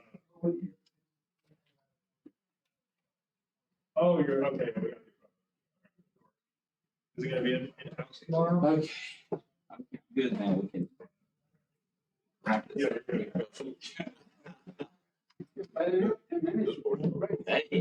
yeah. I drank like a gallon. I drank these two. I drank my water. Well, I would have, but as loud as it was, the speakers pick up everything. Yeah. Hey. We started acting like the county. Oh my God, this is crazy. We're getting close though. Yeah. 16, 17, 18, 19. No discussion. Move along.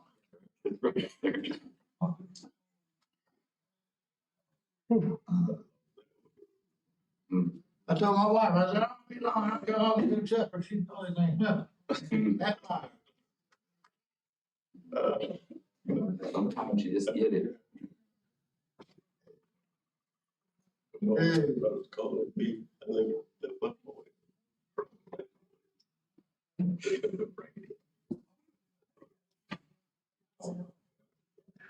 Well. Forget that. Things you gotta do. Yeah.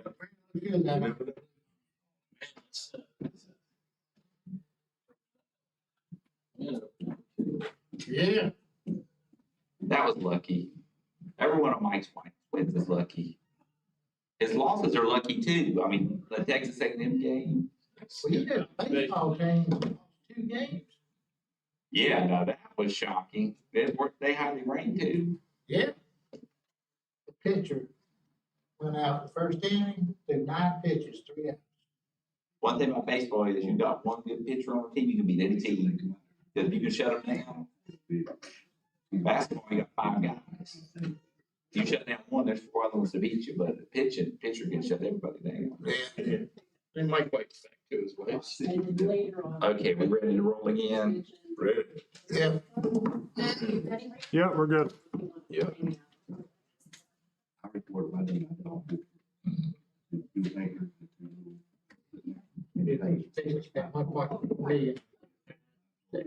We're on number 16.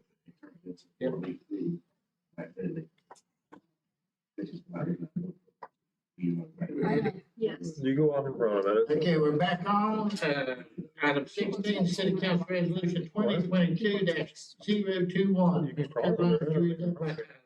A resolution of the City Council of City Lake City, Florida, authorizing the execution of a grant agreement with the State of Florida Department of Environmental Protection, providing for the acceptance of a grant award of up to $1,408,566.00 in reimbursable costs associated with the construction of utilities at the State Road 47 and Interstate 75 interchange, and providing for an effective date period.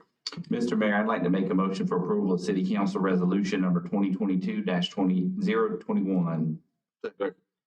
Motion and a second, any discussion? Ms. Sykes, will you call the roll? Mr. Sampson? Yes. Mr. Hill? Yes. Mr. Jefferson? Yes. Mayor Win? Yeah, next City Council Resolution 2022-022. Doesn't know I was here. A resolution of the City Council of City Lake City, Florida, authorizing the execution of a grant agreement with the State of Florida Department of Environmental Protection, providing for the acceptance of a grant award of up to $475,000.00 in reimbursable costs associated with the connection of the Casey Jones RV Park to the city's wastewater utility system, and providing for an effective date period. Mr. Mayor, I'd like to make a motion for approval of City Council Resolution number 2022-022. Second. Motion and a second, any discussion? Ms. Sykes, will you call the roll? Mr. Sampson? Yes. Mr. Jefferson? Mr. Hill? Yes. Mayor Win? Yes. Item 18, City Council Resolution 2022-023. Carolina, would you read that back? A resolution of the City Council of City Lake City, Florida, authorizing task assignment number 7 to the continuing contract with Midtower and Associates Incorporated, a Florida corporation, providing for engineering services related to the city's 120-acre wetland and the identification of additionally potential effluent disposal sites, providing for the submission of a plan of action to the Florida Department of Environmental Protection, providing for a cost not to exceed $79,500.00, and providing for an effective date period. Mr. Mayor, I'd like to make a motion for approval of City Council Resolution number 2022-023. Got a motion and a second, any discussion? Dr., you call the roll. Mr. Sampson? Yes. Mr. Hill? Yes. Mr. Jefferson? Yes. Yes. Okay, other item, discussion possible action, move forward on eminent domain on property, parking lot at Sally Mae Cherry. I mentioned this the last time about moving forward with this. What I'd like is, Mr. Carolina to, look into it and give us a estimate of what, it ain't gonna be cheap, is it? escrow depends on, like all litigation, depends on the amount of defense that the opposing parties would put up. And one thing we're gonna have to deal with on this is somebody will have to open in the state to find out who the parties are. Might be able to do that simultaneously. I think the issue at this point is that you need to appraise the parcel and make a reasonable offer. I think that's the thing, is to get an appraisal, tell them that that's where we're headed, and Now, need some clarification. So there's 2 lots there. We talking about both lots? There's the Ethylene Moore lot, and then there's the Rosa Scott lot. And if you look at those 2 lots, the old house used to sit on the Moore lot, but it covered on to the Scott lot. Now, my concern is if we don't get both those lots, you only got that 16-foot drive in there, and it's right where you will be parking. So I don't know if we've approached the Scott family, but I would discuss that with them, because I think we need to get both those lots to make that parking lot correct. Councilmember Sampson, I do not recall the Scott family or owners being approached. They may have, but the name that I recall and I've seen is Moore. And that's what I've heard, many discussions. So the parcel number that we're looking at is 11480-000. This one's 11481-000. And I think if you look at it on the map, the driveway on the Moore part is split with the Scott lot. It don't even, I mean, you can't even get a full car on just that Moore lot. So if you look at, I don't know why they weren't being pursued together, but when you look at it from the aerial, there's a larger entry on the Scott lot. Now it's shared a little bit with the other lot, but the majority of it's on that lot. So we might go back and say, hey, combine these two, make one big entry. But I'm concerned if you only get this one lot, and then you got half of an entry into the park. So there's, I mean, you're talking about 8 foot. right. So then you're going to have to get an easement on the Scott lot. So, but before we start in eminent domain on that lot, I think we should reach out to that family and see if they would be willing to work with us to sell it or something. Because I think that would be the correct way to go there. The other lot, I think we proceed. Mr. Mayor, if I may, Councilman Sampson is right. I think initially people assumed that the Livingstons owned the whole square, and it was later discovered that the Scott family, Ms. Rosa Scott, who's deceased, you're going to have a similar issue as well, because you're going to have to do a probate, and you're going to have to find all of the heirs. However, in me researching that, I found out that property is probably 10 years behind in taxes. The county was in position to own the property because of so many unpaid taxes. So the county bought the property taxes. So close to about a month ago, I refunded the county, bought the county taxes. I moved it into auction stage. And so I think with some of the delays and some staff issues over there with Jay Swisher in the courthouse, it may be ready in about 2 months to go to auction. I would love for the city to come over to that auction, let folks know who's bidding, that the city has an interest in it. And my goal was to buy those sale tax deeds from the county, and to actually donate my portion of what I did up to this point in the land to the city for that purpose. So it was me trying to acquire the land so that you don't have to spend the money to eminent domain it. Let's just get it through the auction, and I turn around and donate it back to the city. Okay, so with that being said, I think moving forward with the other lot is what we should do. And Fred, can we do that bid at the auction? Yes. Now, the Moore property came onto the radar because the administration at that time saw a code enforcement lien. That might be the reason for the narrow focus. Also, it abuts what is now South Mayberry Park. Oh, I think a lot of the people involved, we didn't realize it was two. I mean, the way the house was built, it looked like one lot. Yeah, the house was actually on the Scott property, and just oversight. So, well, the Moore property is the same as what we were referring to as the Livingston. Yes, sir. Property. That's right. Yes, sir. But the council is in agreement, we ought to go with them and acquire this property. The Livingston property. Yeah, you know, eminent domain, the Livingston property, and then since I've already paid the county $1,000 and some for unpaid taxes, don't worry about that. Just go to the sale when the time comes and the city buy it, and I donate my piece.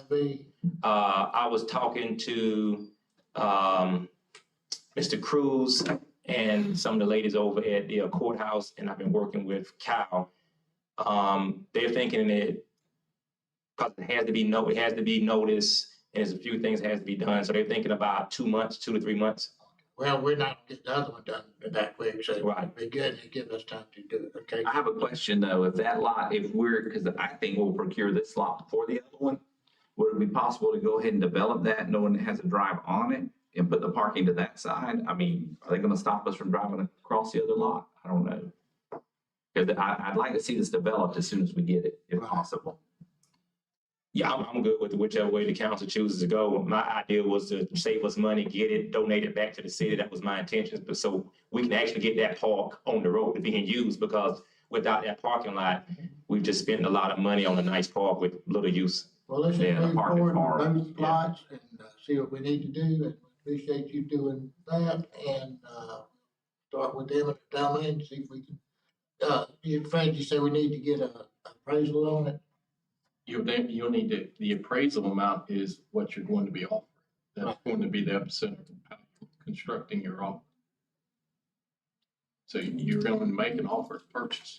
If they reject it, then you're going to go through eminent domain. Do we need a motion to approve the appraisal to get it started? You do not. That should be well within the procurement guidelines of the administration. You just need to give consensus to direct the administration on where to go. Is there a consensus to that? I think there is. All right.